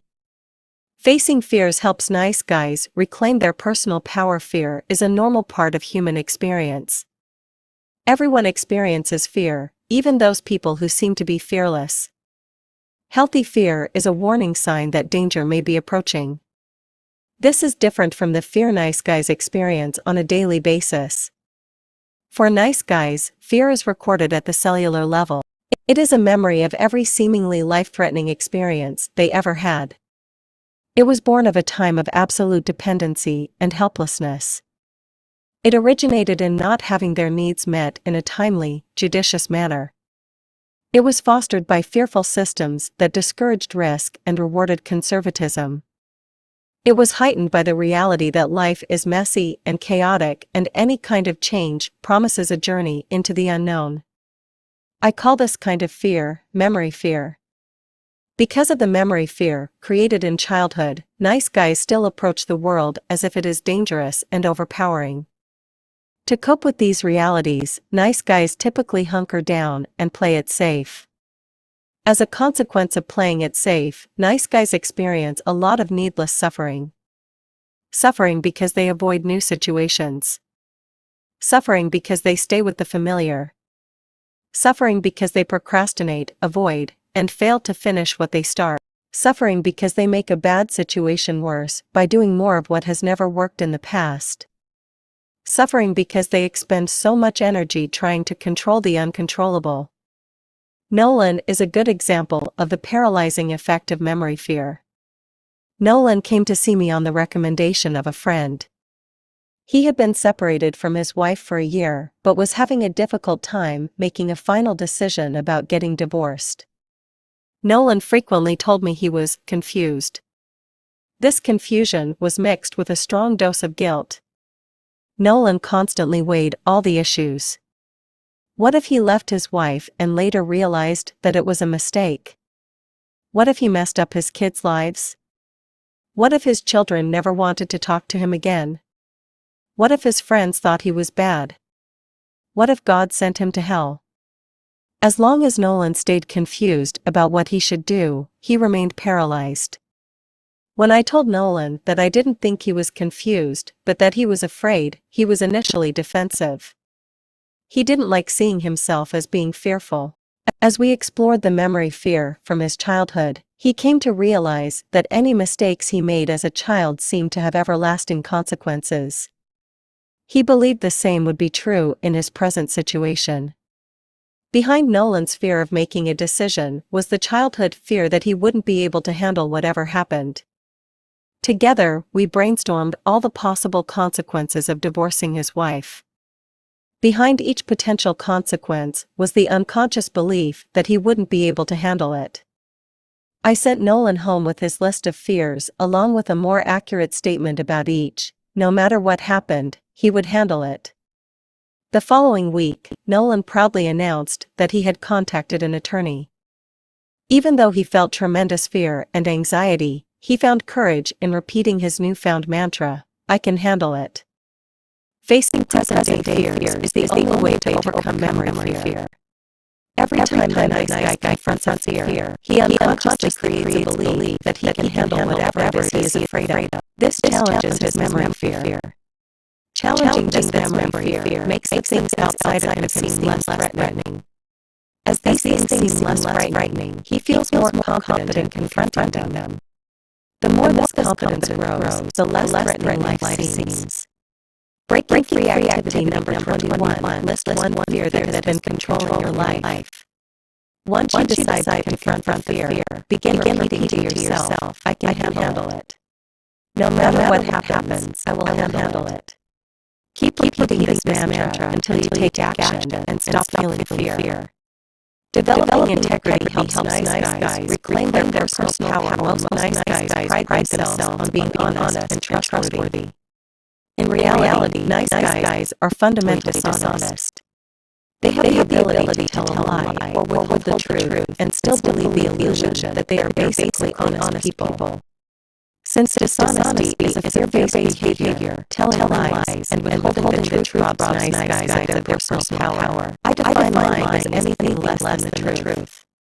This may seem evident to most people, but it is important to define lying and telling the truth, because nice guys are adept at creating definitions that justify their behavior. It is not unusual to hear them make statements like, "I'm pretty honest," or "I'm honest most of the time," without the slightest awareness of their contradiction of terms. In almost a childlike manner, nice guys will often offer the following defense: "I didn't lie, I just didn't tell everything." Joel was the owner of a successful construction company. On occasion, he would leave work a little early and catch an afternoon movie before heading home. Because he feared his wife's disapproval, he would refrain from telling her how he spent those afternoons. He would always have some cover story ready in case she tried to call him while he was out.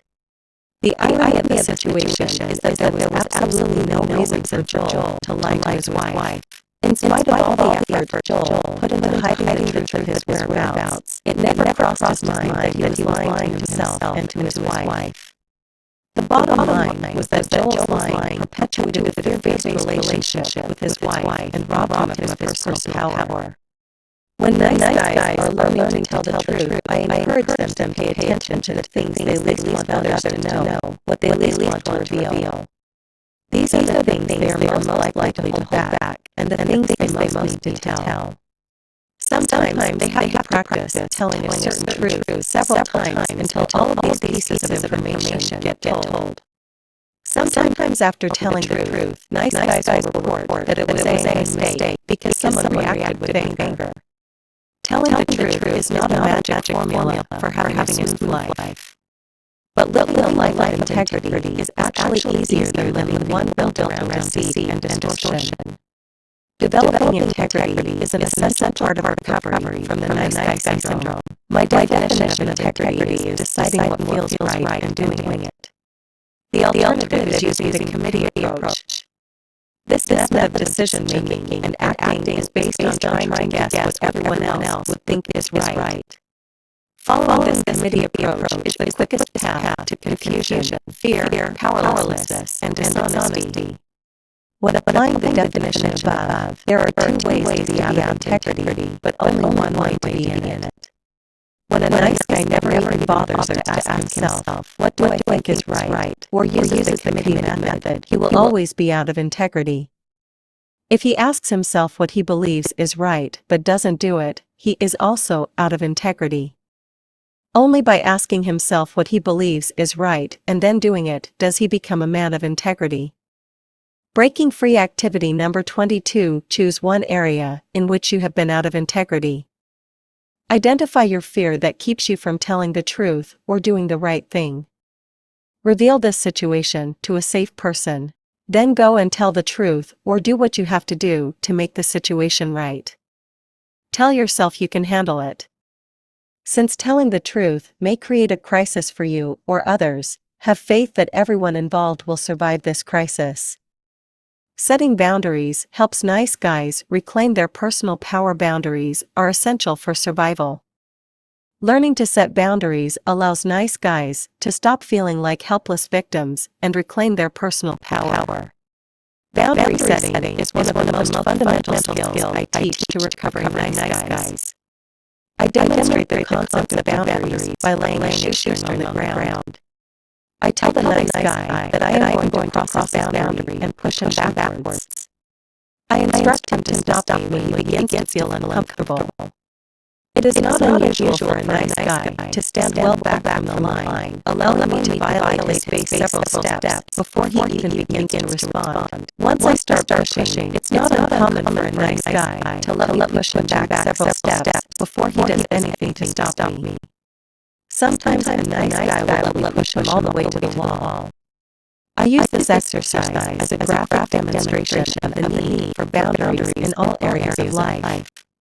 Nice guys are usually more comfortable backpedaling, giving in, and keeping the peace. They believe if they take one more step backward, the other person will quit pushing, and then everything will be smooth. It is not unusual for recovering nice guys to go a little overboard when they first learn about boundary setting. They have a tendency to swing from one extreme to another. They become kamikaze boundary setters. They try to set boundaries with a sledgehammer or machete. They usually learn in time that they only have to use as much resistance as necessary to get the job done. In time, they also learn that boundary setting isn't about getting other people to be different, but about getting themselves to be different. If someone is crossing their boundary, it isn't the other person's problem, it is theirs. Because of memory fear, nice guys often unconsciously reinforce the very behaviors they find intolerable. Due to their childhood conditioning, they teach the people around them that they will accept having their boundaries violated. As recovering nice guys begin to take responsibility for how they let people treat them, their own behavior begins to change. As they stop reinforcing things they aren't willing to tolerate, the people around them are given the opportunity to behave differently. This gives relationships a chance to survive and grow.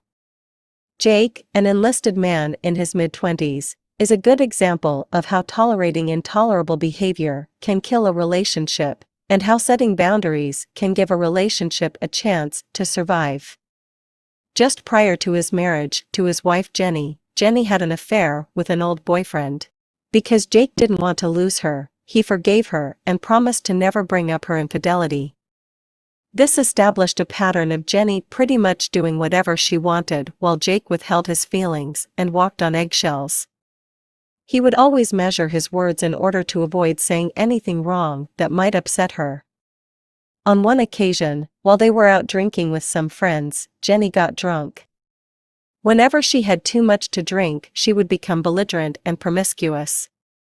On this occasion, she made several demeaning remarks to Jake and spent most of the evening slow dancing with other men in the bar. After holding his tongue as long as he could, Jake finally told Jenny that she was drunk and that it was time to go home. She swore at him and kept on doing what she was doing. Jake retaliated by calling her a bitch and drove home. One of her friends brought Jenny home the next morning. For the rest of the day she gave Jake the silent treatment. He tried to hold out, but after a few hours of misery, he apologized for calling her a bitch. Later that week, he somewhat reluctantly talked about the episode in his No More Mr. Nice Guy group. The group members lovingly confronted him. They pointed out how his willingness to tolerate his wife's intolerable behavior gave her a license to act in any way she pleased. They told Jake that the problem was not Jenny, it was him. Until Jake changed, his wife would have no incentive to change. By not setting boundaries, he was robbing his marriage of the opportunity to become what it could be. The next day, Jake confronted his wife. He acknowledged his role in their situation. He told her that he was no longer going to tolerate intolerable behavior. He told her his boundaries. He would no longer tolerate Jenny dancing or flirting with other men. He would not tolerate her demeaning him in front of their friends. He told her that if she wanted to stay married to him, she had to go to treatment for her drinking problem. Jenny responded by telling Jake that no one was going to tell her what to do. She packed a bag and moved out that night to a friend's house. Even though Jake was miserable the next few days, he resisted the temptation to call her and beg her to come back. Instead, he called some guys in the group. 3 nights later, Jenny called and said she wanted to talk. She came over and told Jake that even though she initially wanted to tell him to go to hell, she knew he was right. For the first time in their marriage, she said she felt respect for him. She said she wanted to save their marriage and was willing to do whatever it took to make it work. The following week, Jenny entered treatment. Breaking free activity number 23. Before you can start setting boundaries, you have to become aware of how much you back up from your line to avoid conflict or to keep the peace. For the next week, observe yourself. Do you say yes when you would rather say no? Do you agree to do something to avoid conflict? Do you avoid doing something because someone might get upset at you? Do you tolerate an intolerable situation, hoping that it will just go away? Write these observations down and share them with a safe person. Take a walk on the wild side. There is no key to a smooth life. Being good or doing it right doesn't insulate nice guys from the chaotic, ever-changing realities of life. All the nice guy paradigm does is create wimpy men who allow bullies to kick sand in their face or shame them for loading the dishwasher wrong. As recovering nice guys begin to surrender, dwell in reality, express their feelings, face their fears, develop integrity, and set boundaries, they access a power that allows them to welcome and embrace the challenges and gifts of life. Life isn't a merry-go-round, it's a roller coaster. As they reclaim personal power, recovering nice guys can experience the world in all of its serendipitous beauty. Life won't always be smooth, it may not always be pretty, but it will be an adventure, one not to be missed.